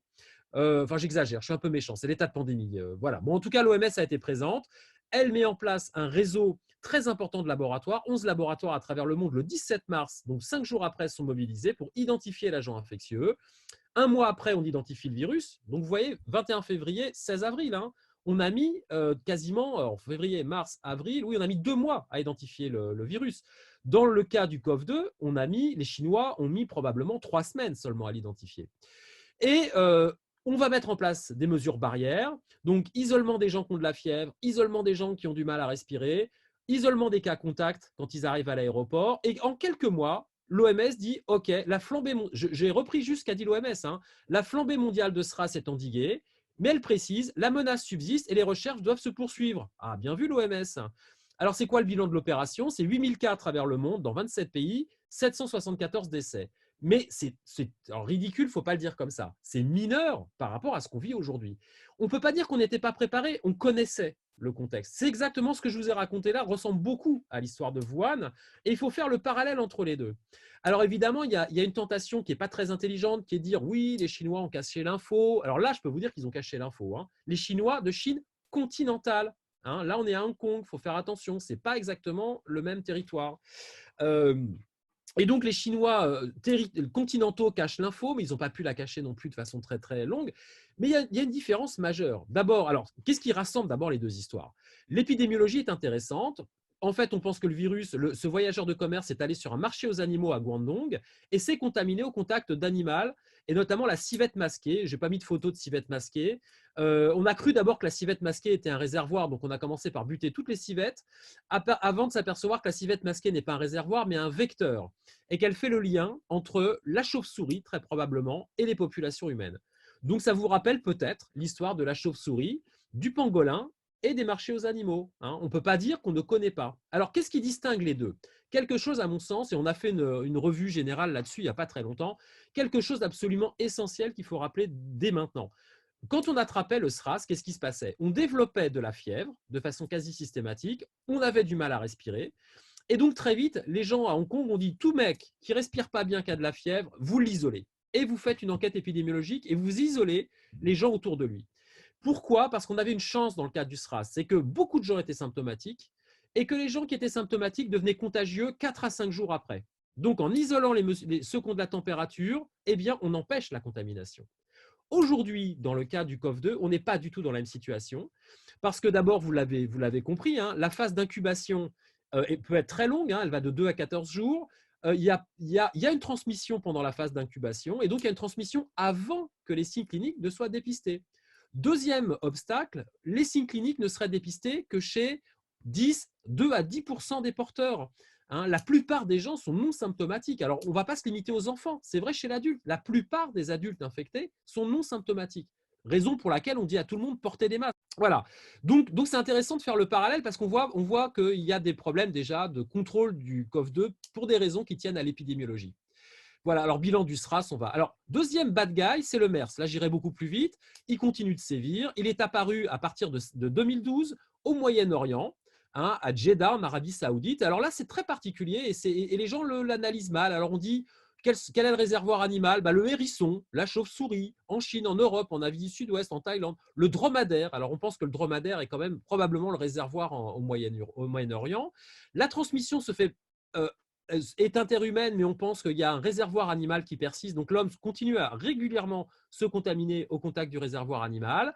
L'incubation est de 5 jours environ, mais il semblerait, un peu pour la même raison que le SRAS, que des mesures sanitaires très simples sont suffisantes pour enrayer la transmission interhumaine. Ce qui fait que depuis 2012, le MERS essaye de sortir du Moyen-Orient. De temps en temps, ça marche, mais pas très longtemps. D'accord ? Donc, on va écarter le cas du MERS, mais ça laisse dire aux gens, c'est la même famille virale, il sévit en pays chaud, donc la chaleur n'est pas forcément un process de régulation du MERS. Il ne faut pas dire ça comme ça, parce que là, on est dans un système qui est différent. Dans le cas du MERS, la circulation interhumaine n'est pas forcément très importante. En revanche, il y a une recontamination régulière au contact du réservoir animal. Donc, on est dans un schéma épidémiologique dont il ne faut pas raconter n'importe quoi. Peut-être que la chaleur joue un rôle dans le fait que ça n'explose pas, mais pas forcément. Voilà, c'est ce que je veux dire. Il faut être prudent en tout cas. Voilà, donc Arabie, ça c'est le début de l'histoire. Arabie Saoudite, il y a un cas au Royaume-Uni et puis très vite on enquête et on découvre ce fameux MERS coronavirus. Voilà. Alors, ça, c'est les diapos, je voudrais quand même le dire. Je vous ai mis, c'est les diapos que j'ai faites aux étudiants le 22 janvier dernier. Donc moi, vous avez compris que les maladies émergentes m'intéressent depuis quelques années. J'avais proposé même à Sorbonne U de monter une formation intégrée sur les maladies émergentes en disant qu'il faut former tous les acteurs, des mathématiciens, des modélisateurs, des décideurs aux maladies émergentes parce qu'il va y avoir un problème de gestion de crise. J'ai proposé la création de cette formation avec Patrice Debré il y a 5 ans et on m'a répondu, bof, on ne voit pas bien l'intérêt. Bon, bah ok, il n'y a pas d'intérêt sans doute. Et donc, je suis très attentif à ça. Et quand j'ai vu l'OMS déclarer une alerte, donc elle a déclaré son alerte le 31 décembre. Hein. La Chine a quand même attendu, on pense peut-être un mois, voire même un mois et demi avant d'avertir l'OMS. Et ça, c'est une grosse connerie. On sait aujourd'hui que le temps qu'on a perdu, on ne l'a jamais rattrapé. Et vous le voyez, si vous comparez l'épidémie en Italie et l'épidémie en France, il y a eu une semaine de décalage. Aujourd'hui, il y a encore une semaine de décalage. C'est tout à fait surprenant. Donc, je fais mon cours. Ça, c'est la diapo de cours du 22 janvier, quand j'ai fait le cours devant mes étudiants. Et je leur ai dit, écoutez, moi, je vous invite à faire attention. Voici quelques chiffres qu'il faut retenir.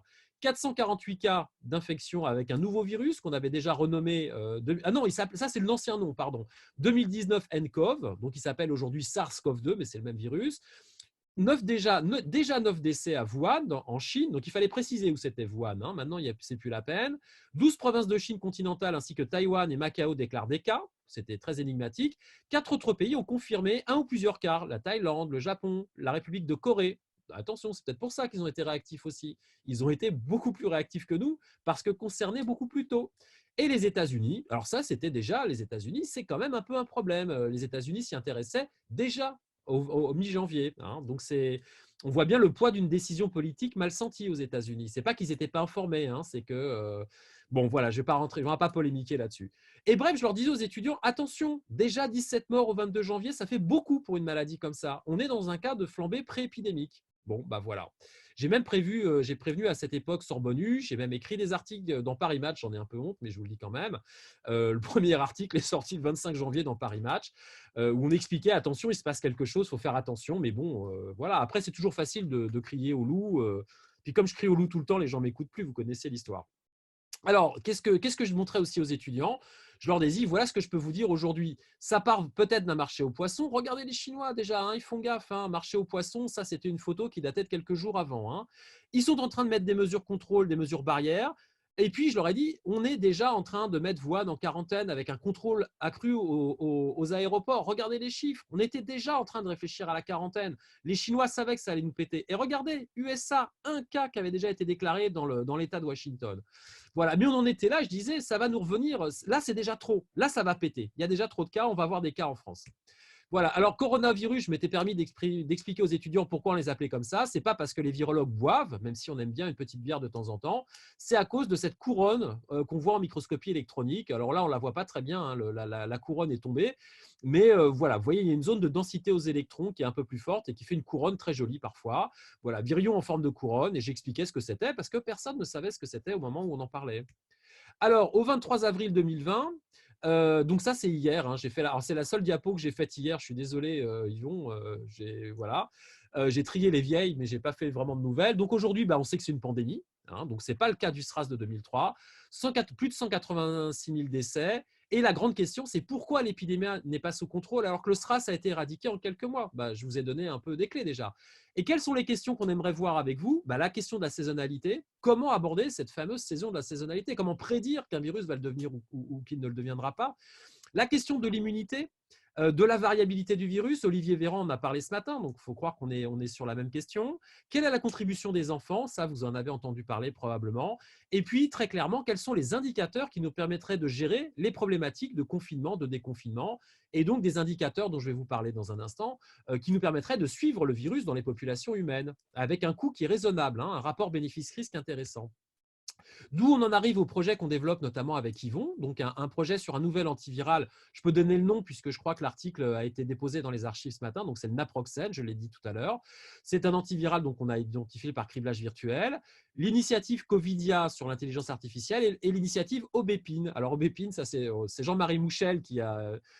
ça, moi, je ne sais pas faire un acronyme, je pense que c'est une tournure d'esprit particulière. Alors, Aubépine, c'est l'Observatoire épidémiologique dans les eaux usées. Là, c'est fort. Moi, je respecte. Je ne sais pas faire ça. Donc, c'est une bande de malfrats. Sébastien Wurzer, Vincent Maréchal, Jean-Marie Mouchel, Yvon Madet, Laurent Moulin, les deux stars et Rémi Tessou, qu'on a, je ne sais plus pourquoi on l'a oublié d'ailleurs, Rémi, qui est donc le militaire de l'IRBA. Alors, il y a un fer de lance et des gens qu'il faut vraiment, vraiment féliciter. C'est Laurent Moulin et Sébastien Wurzer, qui font des analyses environnementales pour la ville de Paris et qui ont eu l'intelligence de produire des données, moi qui chaque jour m'étonne un peu plus et que je vais vous présenter là. Bon, on est venu après se joindre à ce dispositif pour le structurer sous la forme d'un consortium de recherche pluridisciplinaire et ça a tellement bien marché, je ne sais pas si je le dis après. Oui, je le dirai peut-être après, ce n'est pas très grave, de toute façon, on n'est pas là pour se tirer les chaussures. Quelle est l'idée? Alors l'idée, c'est que, je vous l'ai dit tout à l'heure, plus de 50%, il y a des chiffres qui vont jusqu'à 98% des porteurs éventuellement contaminants du SARS-CoV-2 sont peu ou pas symptomatiques. Mais ces gens-là donc, contaminent les gens autour d'eux de façon silencieuse. Donc là, c'est une petite courbe qui vous montre dans le temps que le nombre de cas totaux de coronavirus est ici et qu'à un instant donné, les cas cliniques apparaissent évidemment puisque c'est une toute petite proportion des gens qui développent des signes cliniques. Les gens qui développent des signes cliniques apparaissent toujours avec du retard. Alors ça, c'est important parce que ça veut dire que si vous regardez une épidémie seulement en comptant les gens qui sont malades, eh bien, vous ratez cette couche-là. Des gens qui sont infectés silencieusement mais qui contaminent déjà de façon importante. Regardez un peu l'explosion du nombre de cas. Et donc, à un instant donné, eh bien, ce qui est la situation actuelle, vous avez les morts, vous avez les hospitalisés, et puis vous avez la grande majorité des gens qui sont infectés de façon silencieuse. Et ces gens-là sont le vrai problème, à mon sens, de cette épidémie. Donc la question, c'est comment détecter précocement le virus? Il n'y a pas beaucoup de solutions. Soit vous testez tous les jours toute la population française en faisant un test dans la gorge ou dans le nez pour rechercher le virus. Et là, vous avez vu que les tests massifs en France, on en parle, mais c'est un peu comme les idées. On a beaucoup d'idées, mais pas beaucoup de moyens. C'est un peu comme l'histoire du pétrole. Donc, c'est difficile, c'est contraignant, la logistique est infernale, ça a un coût considérable. Bon, alors ça, c'est la France, mais si vous parlez du Bénin, eh ben, le Bénin, c'est pire, parce que le Bénin, il n'est même pas à se poser la question de savoir s'il va faire des tests massifs ou pas. D'accord? Donc, on a essayé de réfléchir un peu à la question. Et quelle est l'idée? L'idée, c'est de regarder, on sait que le virus est présent dans la gorge, mais qu'il est également présent dans les selles. Quand vous allez faire popo, ça part dans les égouts en à peu près 48 heures dans la région parisienne. Et les popos arrivent dans les stations d'épuration où nos amis d'Eau de Paris ont eu la très, très, très bonne idée de commencer à collecter des eaux usées dès le 5 mars dernier. Donc, vous avez un graphique ici qui montre le nombre d'hospitalisations. On a pris cet indicateur, on aurait pu en prendre un autre. Et regardez là, on commence déjà. Alors, c'est une échelle linéaire, c'est pour ça que c'est écrasé. Sur une échelle logarithmique, vous verrez qu'on a déjà pas mal de signaux positifs. 3 stations que vous voyez ici, il y a 3 courbes. 3 stations sont suivies depuis le 5 mars. Et là, vous avez la quantité de génomes viraux dans les eaux usées. Donc, on détecte avant que les gens n'arrivent à l'hôpital. Donc, c'est déjà très, très bien, mais on aurait aimé avoir des chiffres avant. Mais il se trouve qu'on jette l'eau usée. On ne la conserve pas, ce qui est un vrai problème.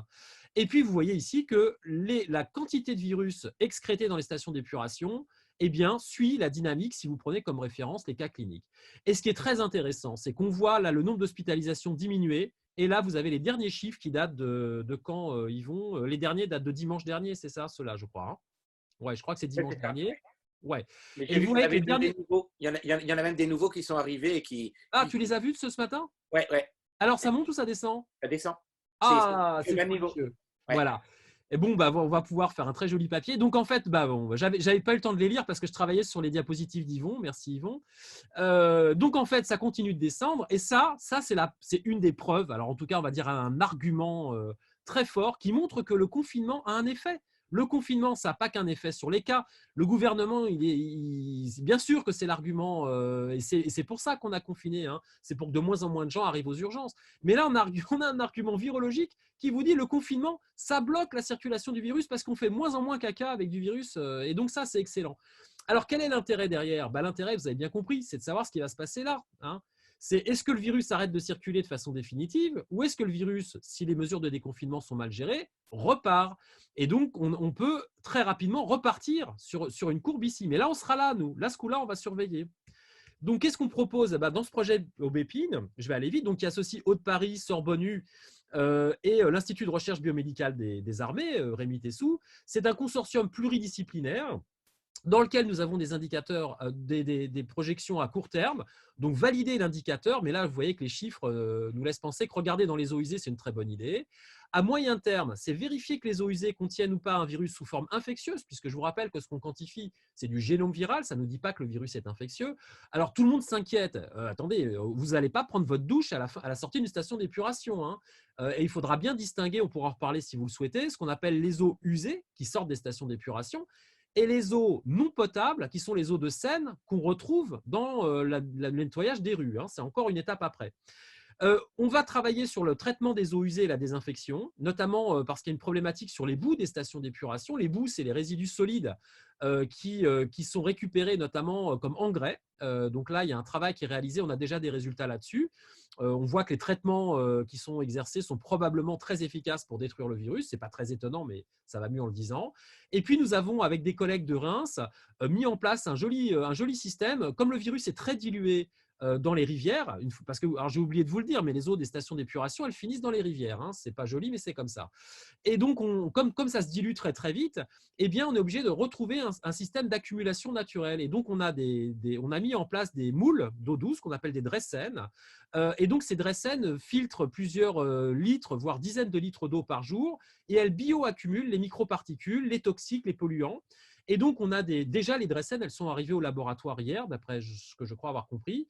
On a mis en place des dressènes à proximité des stations d'épuration pour vérifier que les dressènes peuvent être utilisées pour bioaccumuler du virus. Donc, on pourrait, avec les dressènes, faire une surveillance relativement fine des eaux douces de rivières.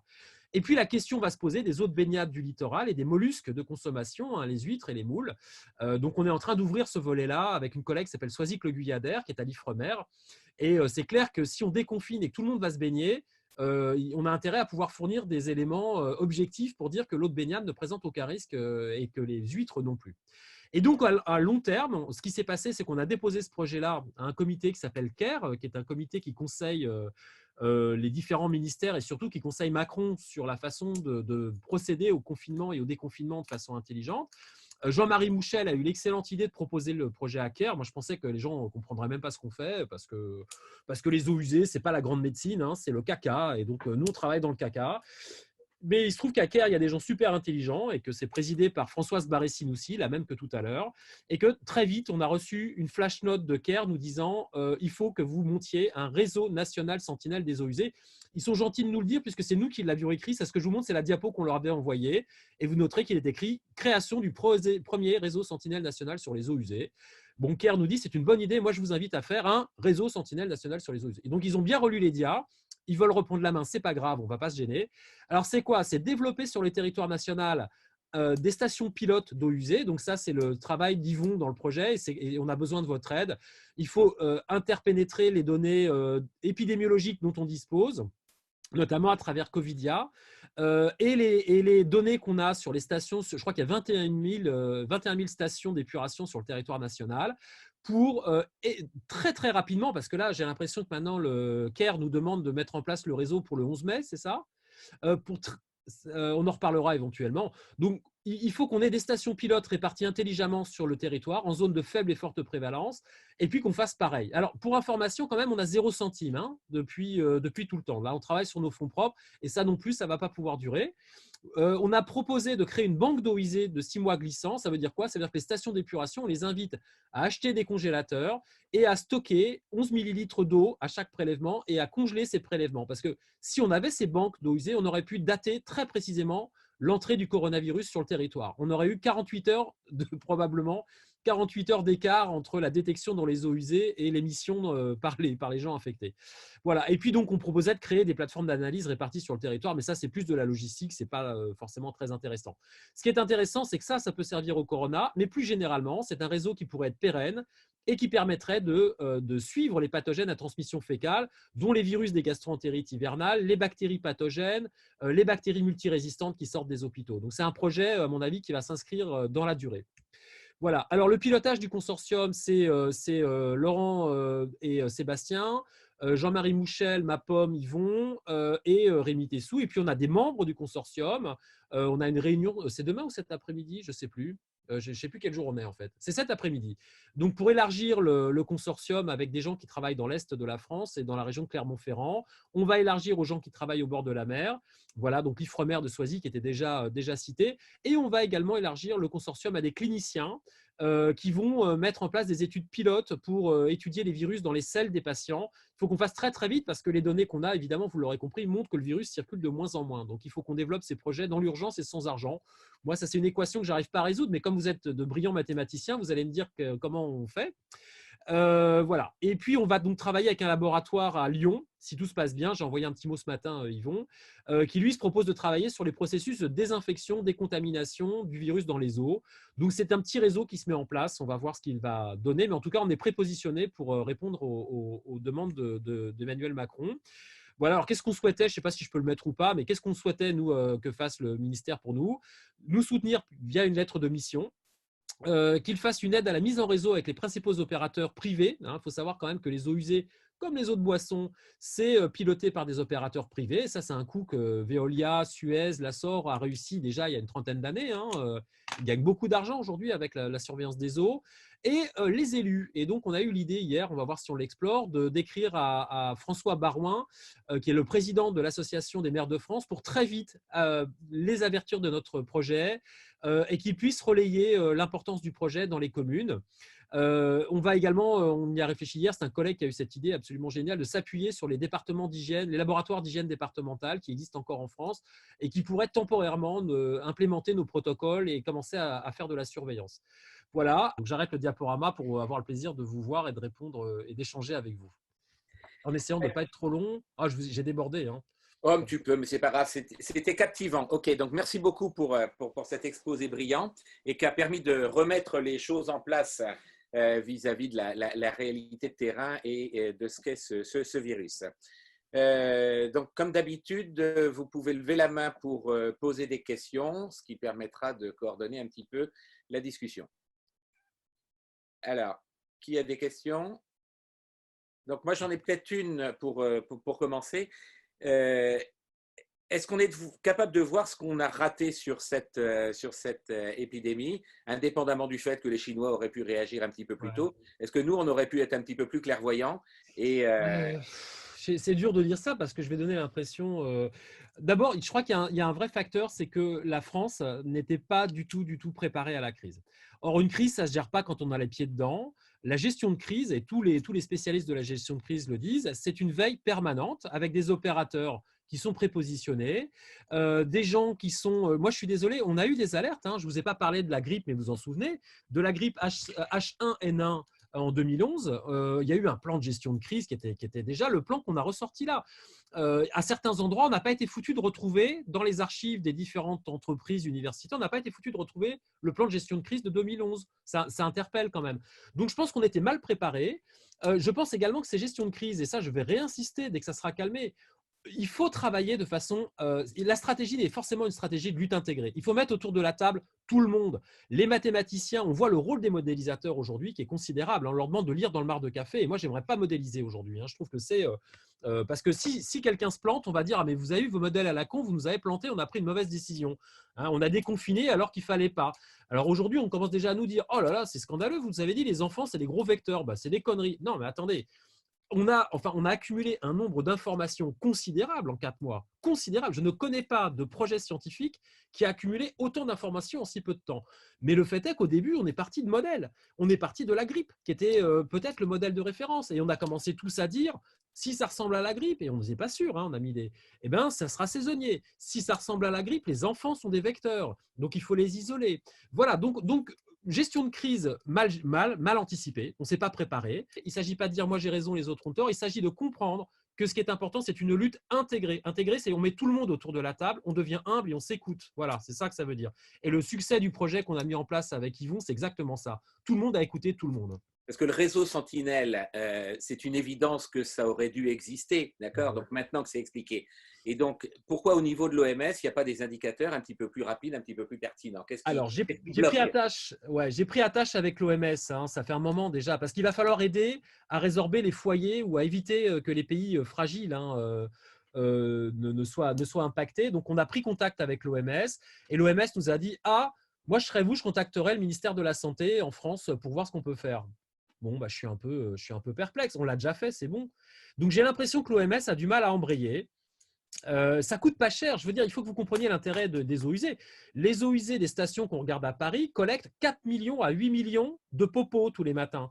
Donc, on a un échantillonnage qui vaut ce qu'il vaut. C'est mélangé, c'est pas précis.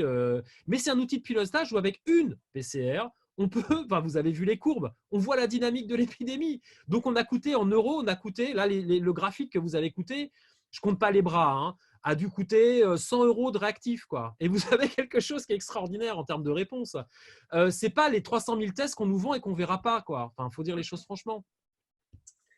Ok, merci. Benoît? Oui, dans un exposé il y a quelques semaines, Antoine Danchin nous disait qu'à la rigueur, COV2 n'était pas très grave par rapport à H2N2 qui pourrait être bien plus dévastateur. Est-ce que tu peux nous expliquer pourquoi avec ce que tu nous as dit dans ton exposé? Alors, ouais, non, d'abord, je trouve que ce n'est pas le moment d'angoisser les gens avec d'autres virus parce que ce que je ne vous ai pas dit là, c'est que non seulement moi, je m'attendais à ce que ça arrive un jour, pas forcément avec cette ampleur, mais vous avez vu quand même que l'histoire très récente, hein, le SRAS, H1N1, H5N1, on savait que ça allait arriver. H2N2, c'est un peu le même problème. Ce sont des virus grippaux qui ont un très fort taux de létalité, mais qui n'ont pas franchi la barrière d'espèce. C'est-à-dire que ce sont des virus qu'on surveille, comme H5N1. Ce sont des virus qui surveillent. On sait que quand ils passent accidentellement chez l'homme, c'est la cata. Mais ce qui nous manque pour ces virus-là, et heureusement, c'est la transmission interhumaine. Il faut bien comprendre en fait que dans toutes ces pathologies, vous avez un virus animal qui doit d'abord passer chez l'homme. Ça, c'est la première étape. C'est le franchissement de la barrière d'espèce. Et il y a une étape qu'il ne faut pas oublier, c'est qu'on peut être infecté et en mourir. Mais ce qui est important, c'est ensuite pour qu'un virus s'adapte, qu'il y ait une transmission interhumaine. Et ça nécessite d'autres conditions. Et pour l'instant, H5N1, H2N2 n'ont pas franchi l'étape de la transmission interhumaine. Alors que SRAS, c'est fait. Voilà, c'est plié. Dans beaucoup de cas, ça s'arrête au premier contact entre l'homme et l'animal. Et ça s'arrête là. Voilà. Mais il faut surveiller. Alors, il a raison, on le dit tous, et les vétérinaires commencent à dire, attendez, maintenant, tout ce que vous racontez là, ça veut dire qu'il faut surveiller les réservoirs animaux, il faut arrêter de faire des élevages en batterie où tous les animaux sont isogéniques, donc sont des amplificateurs naturels. Il n'y a pas de diversité génétique, donc il n'y a pas de barrière naturelle aussi. La diversité génétique, c'est une barrière naturelle hein, à la circulation des virus. Donc les gros élevages d'oiseaux, où il y a 10 millions d'oiseaux, de poulets au même endroit, bah, si vous lâchez un virus là-dedans, vous avez 10 millions de poulets qui vont cracher du virus. Et ça, c'est des moteurs pour aller à l'étape d'après, qui est la contamination humaine. Donc il faut surveiller les réservoirs animaux. Il faut leur foutre la paix aussi. Je veux dire, il faut arrêter d'emmerder les pangolins, il faut arrêter d'emmerder les civettes palmées. Voilà, donc c'est vrai qu'il y a des messages à faire passer. C'est arrêter de faire rentrer les rats de Gambie dans les animaux de compagnie. Enfin, il y a plein de choses qu'il va falloir retenir. Moi, je vous dirais, on se revoit dans 6 mois, quand les choses, j'espère, iront mieux, et on verra si on a entendu le message. Mais il a raison, Danchin. Il a raison, dans ce cas-là, il a raison. Ouais. Laurent? Tu viens de couper ton micro, Laurent. Peut-être. Ce que j'aurais pas dû faire, voilà. Donc merci beaucoup pour l'exposé qui est effectivement passionnant. Moi j'ai une question concernant le déconfinement hein, que j'adresse un peu à tous en fait. Hein. J'ai pas réussi à comprendre si le déconfinement, on va le faire avec dans l'idée qu'on va garder un taux de reproduction strictement inférieur à 1 ou si on va passer avec un taux de reproduction strictement supérieur à 1 et qu'on va courir après tous les cas et tous les contacts des gens, ce qui, si on est optimiste, en retirant un certain nombre de gens de la population, va faire retomber en dessous de 1 le taux. Alors je dis ça d'autant plus que j'ai essayé de lire en détail là, le papier qui a été sorti par l'Institut Pasteur, où le taux qui est annoncé, c'est 0,5 actuellement, sous forme confinée. Et si j'ai bien compris le papier, la méthodologie, en fait, ce taux tient compte des immunisés, c'est-à-dire qu'il y aurait aux alentours de 10% d'immunisés à peu près, si on est optimiste. En Ile-de-France, c'est beaucoup voilà. moins dans certaines régions. Voilà, c'est pour ça que je dis si on est optimiste. Ouais, voilà. Et auquel cas, le taux de reproduction tout court, c'est-à-dire sans tenir compte des immunisés, serait plutôt de l'ordre de 0,6. Voilà, donc il est clair qu'on a un peu de marge. Alors, je ne sais pas si tu as compris, est-ce que on… bien, ouais. Non, mais la question que je te pose, c'est est-ce que tu as compris si le gouvernement, enfin, ou dire les gens qui prennent les décisions, ont plutôt décidé de faire un déconfinement très faible qui nous permettrait de rester en dessous de 1, enfin de faire des mesures limitées, disons, de déconfinement, ou alors si on estime qu'on va pouvoir passer nettement au-dessus de 1 et courir après tout le monde. Alors, je vais dire quelque chose qui est un secret de polichinelle, c'est que le gouvernement, il est un peu perdu. Moi, j'ai écouté Olivier Véran ce matin sur France Inter. Il y a un truc qui ne va pas, ça c'est clair. Deuxième chose, pour que le gouvernement prenne décision, il a besoin d'indicateurs et il a besoin d'un objectif de sortie de crise. Alors, l'objectif de sortie de crise, on peut commencer par ça. Moi, j'aimerais pas être à leur place. Donc, je pense que franchement, c'est facile de critiquer quand je suis dans mes bottes, mais pas facile quand ils ont à prendre des décisions et c'est eux qui les prennent, les décisions. Quel est l'objectif de sortie de crise? Pourquoi? Alors, disons autrement. Pourquoi est-ce qu'il y a une sortie de déconfinement? Parce que le déconfinement, il y a un effet positif très clair. Vous l'avez vu même à travers notre projet sur les eaux usées, c'est que la circulation du virus est effectivement bloquée. Alors ça, c'est ce qu'on attendait. On n'a rien découvert qu'on n'attendait pas. Pourquoi est-ce qu'on a confiné? Parce que les services hospitaliers qui gèrent les formes graves ne pouvaient plus. Il y avait trop de formes graves à gérer. C'est en gros un des indicateurs, c'est par exemple le nombre de lits disponibles en réa. On est à 5000 quand tout se passe bien. On a fait un énorme effort, je dis on parce que c'est un effort de solidarité nationale, on est monté à 7000, mais les services hospitaliers ont dit à 7000, on ne soigne pas bien, d'accord, on est en surchauffe et on ne pourra pas se prendre une deuxième vague de cette ampleur. Donc, ce qui est très clair, je pense qu'il y a un des objectifs simples, c'est de ne pas revenir dans tous les cas de figure à une saturation des services hospitaliers identique à ce qu'on vient de vivre. Les personnels ne peuvent plus, même s'ils sont mieux organisés grâce à la première vague, ils ne peuvent pas, parce que notamment arrivent aujourd'hui en service de réa des gens qui n'ont pas osé aller dans les services, contacter leurs médecins, qui ont fait des AVC, qui ont fait des problèmes cardiaques, qui n'ont pas osé se signaler, parce qu'ils n'ont pas voulu croiser des Covid+ à l'hôpital ou qu'ils n'ont pas voulu gêner. Il y en a qui nous disent « Ouais, moi, je n'ai pas voulu déranger, donc j'ai fait un infarctus, je suis resté tranquille à la maison. » Donc, quand ils arrivent, parce qu'ils font un deuxième cycle une semaine après, c'est sûr qu'ils ne vont pas bien. Donc, les gens nous disent aujourd'hui en réa, on voit sortir de chez eux des gens qui auraient dû être pris en charge par le système il y a quelques semaines et qui ont tardé. Et ça, ce n'est pas bon. Donc, pathologie rénale, pathologie cardiaque, etc. Donc, objectif de sortie de crise, ne pas sursaturer un système qui va déjà commencer à avoir augmenter le nombre de gens en réa qui sont Covid- et qui ont des problèmes autres à traiter. Donc, on a 7000 lits, on va remplir une partie des lits avec les gens qui n'ont pas de problème Covid+, et puis on va donc il est clair que la jauge, ce qui va nous rester, c'est les Covid+ graves, et cela, la deuxième vague, il ne va pas falloir dépasser la première. Ça, c'est la première chose. Deuxième point important, le confinement a des conséquences. Conséquences psychologiques, il révèle les fragilités. Il y a des gamins qui ne mangent plus, il y a des gamins qui sont déscolarisés, il y a des parents qui vont buter leur môme et des mecs qui vont buter leur nana. Donc le confinement, c'est les personnes âgées qui font ce qu'on appelle des phénomènes de glissement. Quand vous êtes tout seul à la maison, vous déprimez parce que personne ne vient vous voir, vous vous laissez mourir, vous ne mangez plus. C'est tout bête, mais ça, on commence à compter des morts déjà, ce n'est pas un fantasme. Moi, j'ai un copain de ma fille qui était à HEC qui s'est suicidé. Donc, il y a des conséquences. On ne peut pas dire qu'il n'y a pas de conséquences au confinement. Donc, ça, c'est les conséquences sociétales. On ne peut pas confiner comme ça de façon dure. Et puis, il y a une conséquence sociétale que vous avez bien compris, c'est l'économie. C'est-à-dire que si on continue tous les jours de perdre des points de PIB, au bout d'un moment, l'addition, elle sera plus supportable par personne. Donc, le gouvernement aujourd'hui dit il faut que je gère la question sanitaire, donc je ne vais pas déconfiner et resaturer le système hospitalier. Et dans le même temps, si je ne déconfine pas, l'économie va s'effondrer et certaines boîtes ne vont pas s'en remettre. Notamment, tous les gens Et il faut y penser. Hein. Un copain me disait, ouais, tu as les Pakistanais qui bossent au noir dans les restaurants. Ils n'ont que cette ressource, le boulot au black dans les restos. Seulement, comme les restos ils sont fermés et que ces mecs-là, ils n'ont pas un compte en banque blindé, et ben, ils sont en train de souffrir. Donc ça, c'est complet. Donc ce déconfinement, il est sociétalement, malheureusement, il est sociétalement obligé. Ça, c'est un des moteurs importants. La question importante, c'est comment déconfiner. Donc dans le comment déconfiner, il faut qu'il y ait des indicateurs, donc je pense que les eaux usées en sont un. Il faut savoir ce qui se passe chez les enfants, parce que la problématique des enfants, on ne va pas se cacher derrière notre petit doigt, c'est libérer les parents. Il faut foutre la paix aux parents, quoi. Il faut que les parents puissent retourner tranquillement bosser. Il faut que les mamans n'aient plus envie de buter leur môme, parce que c'est vrai que c'est dur. Hein. Je connais une famille où ils sont 12 hein, dans un appartement, dans une cité à Nanterre.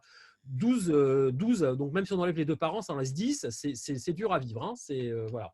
Donc ça, il y a un cahier des charges qui est juste ingérable. Alors, qu'est-ce qu'on sait aujourd'hui? On commence à dire que les enfants ne sont pas forcément les amplificateurs qu'on imaginait. Donc, on va prendre le risque, alors, avec des mesures de précaution, l'éloignement des enfants dans les classes, l'alternance moitié-moitié. C'est une usine à gaz, hein. Mais il faut dire les choses franchement. Ce qu'on va demander aux instituteurs, c'est de faire de la garderie. Hein. Ce n'est pas forcément pour la continuité des études. On va demander de contribuer pour que les parents puissent retourner travailler. La question des personnes sensibles se pose. Est-ce qu'on les lâche? Est-ce qu'on ne les lâche pas? Est-ce que les personnes qui ont 80 ans et des déficits respiratoires, on va les lâcher dans la rue pour les ventiler? Pas une super idée quand même. Hein. Donc, il va falloir voir dans les EHPAD aussi. Est-ce que les EHPAD sont effectivement maintenant protégés? Est-ce qu'ils ont des masques? Est-ce qu'ils ont des gants? Moi, quand je téléphone dans les EHPAD, on me dit non, mais ça va arriver. On nous a dit qu'il y avait 17 millions de masques qui allaient arriver. Mais on ne les a pas, nous, pour l'instant. D'accord. Donc, ça, c'est. Mais le 11 mai, on a du temps. Hein. Regardez, je crois que c'est quoi? C'est dans 15 jours. On a 15 jours. Donc, on est. Voilà. Et si vous relisez, je vous invite à le faire, le discours d'Emmanuel Macron, vous verrez qu'il y a beaucoup d'adverbes dans le discours. Donc, est-ce que vous avez entendu? Est-ce que j'ai entendu? Qui est on va tous respirer le 12 et on va faire la fête entre potes. Et puis le texte qui dit si tout va bien, si les indicateurs sont OK, si on a trouvé des options sécurisantes, on va peut-être déconfiner un peu. Voilà, c'est ça le vrai discours. Hein. Donc je pense qu'on est là et c'est pour ça, je pense qu'Yvon confirmera qu'on nous met une forte pression pour monter le réseau Sentinelle en urgence parce que le gouvernement veut des indicateurs. Alors moi, je vais vous dire comment on peut utiliser les eaux usées. Si on voit qu'on déconfine, et que on ne voit pas le signal aux usées remonter, on va dire c'est bien, on déconfine, mais enfin, si on voit remonter immédiatement le signal dans les eaux usées, là il faudra dire hop, on est en train de déconfiner, on fait des conneries, le virus recircule. Donc là, ce sont les asymptomatiques qui font caca et c'est eux qu'on voit. Mais si les asymptomatiques sont là, dans quelques semaines, on aura, comme je vous l'ai montré sur le graphe, des symptomatiques et on va recharger le système hospitalier. Donc c'est de la conduite sur glace, hein, le déconfinement. Il n'y a pas de certitude, il y a beaucoup d'interrogations et c'est pour ça que tous les papiers sortent sur l'immunité acquise. Pasteur a sorti un papier ce matin, mais je n'ai pas eu le temps de le lire non plus, disant que les gens qui auraient des anticorps neutralisants, ce qui est une bonne nouvelle, hein, c'est une bonne nouvelle. Mais ce que vous avez également compris, c'est que 10% d'immunité, ce n'est pas l'immunité collective. Oui. Vincent, anticorps neutralisants. Ah, pardon. Alors oui, alors c'est important. En fait, qu'il y ait des anticorps chez les gens, la question qui se pose, c'est quand est-ce qu'ils apparaissent? Est-ce qu'ils apparaissent chez tous les gens infectés ou seulement chez les gens qui ont par exemple fait des formes très graves, dont moi. Donc moi, je suis ravi, je pense que j'ai des anticorps, mais je n'ai pas testé. Donc j'adorerais avoir, vu ce que j'ai payé, j'ai perdu 12 kilos avec cette connerie, j'aimerais bien, alors j'ai la ligne du coup, mais j'aimerais bien à côté de ça gagner des anticorps. Alors avoir des anticorps, c'est les tests sérologiques là, qui devraient bientôt être mis sur le marché. On pourra me dire, est-ce que tu as des anticorps, tu n'en as pas? Le problème des anticorps, c'est qu'il faut qu'ils soient neutralisants. Neutralisants, c'est-à-dire qu'on attend des anticorps donc qui traduisent la réponse de votre organisme contre le virus, qui viennent s'accrocher sur la particule virale et empêcher la particule virale de venir infecter vos cellules. Donc, c'est ce qu'on appelle la neutralisation. Et ça, aujourd'hui, on n'avait pas de corrélat entre j'ai des anticorps et ces anticorps sont neutralisants. Donc, c'est toute cette terminologie qui devrait être reprécisée parce que moi, j'essaye de le dire au maximum. Quand les gens disent les tests diagnostiques vont vous dire que vous êtes immunisé, le terme est impropre. Le test diagnostique vous dit que vous avez des anticorps. Immunisé veut dire que vous êtes protégé. Donc, la question de la protection, c'est l'étape d'après. Et je vais aller lire là, le travail de Pasteur aujourd'hui le plus vite possible. C'est vrai que si ces anticorps sont protecteurs, c'est rassurant. Et puis, ça veut dire après que pour les gens qui travaillent sur les vaccins, Mais les gens à Pasteur travaillent ensemble et l'étude sur les anticorps neutralisants de ce matin, elle est faite aussi avec les gens qui ont publié l'étude épidémiologique hier soir. Hein. Donc, c'est des gens qui bossent de concert. Hein. OK. Louis, une dernière question peut-être et on arrêtera là. Okay. Merci pour l'exposé. La question, c'était sur la durée d'immunité grâce à ces anticorps. Parce que ça aussi, ça va… Ça va beaucoup changer la gestion. Ouais, alors la durée. Alors vous avez compris que la question de la protection, c'est pas gagné. Quand on parle de la durée, le problème, c'est qu'on ne lit pas dans le marc de café non plus. Je vous rappelle que les premiers cas sur lesquels on va pouvoir commencer à évaluer la durée, c'est les cas chinois, en fait. Donc, il faut attendre que les études séroépidémiologiques de Chine sortent pour que des gens dont on a la preuve qu'ils ont été infectés, par exemple, mi-décembre, on puisse dire aujourd'hui, en avril, ils ont développé des anticorps, on les voit. Donc, il faut attendre que les Chinois commencent à nous donner Donc, ça veut dire quoi? Ça veut dire qu'on va pouvoir au mieux dire les anticorps tiennent 4 mois. On ne pourra pas dire plus, en fait. Et dans un an, je pourrais te dire ils tiennent un an. Donc, ce qui nous ennuie un peu, c'est ce qu'on sait d'autres coronavirus qui laisse penser que les réponses anticorps pour d'autres coronavirus ne sont pas très durables dans le temps. Donc, c'est encore une fois par comparaison, mais comparaison n'est pas raison. Oui. Par comparaison, on dit qu'il pourrait ne pas durer très longtemps.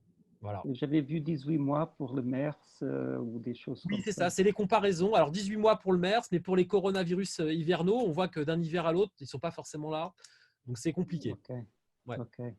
Une seule question rapidement sur cette histoire de pouvoir prévoir ou pas. C'était ce que tu as dit sur les moustiques et qu'on a le moustique. Et tu as dit, je disais des bêtises parce que je disais qu'il y aurait l'épidémie. Finalement, c'était une bêtise. Pourquoi c'était une bêtise alors, pourquoi c'est une des pistes? Parce qu'en fait, parce que le moustique, d'abord, quand on regarde l'Asie du Sud-Est, ou l'Afrique ou l'Amérique du Sud, les maladies émergentes ou réémergentes sont pour l'essentiel des maladies vectorielles. J'enlève Ebola. Ça, Ebola, vous avez compris que c'est un cas à part.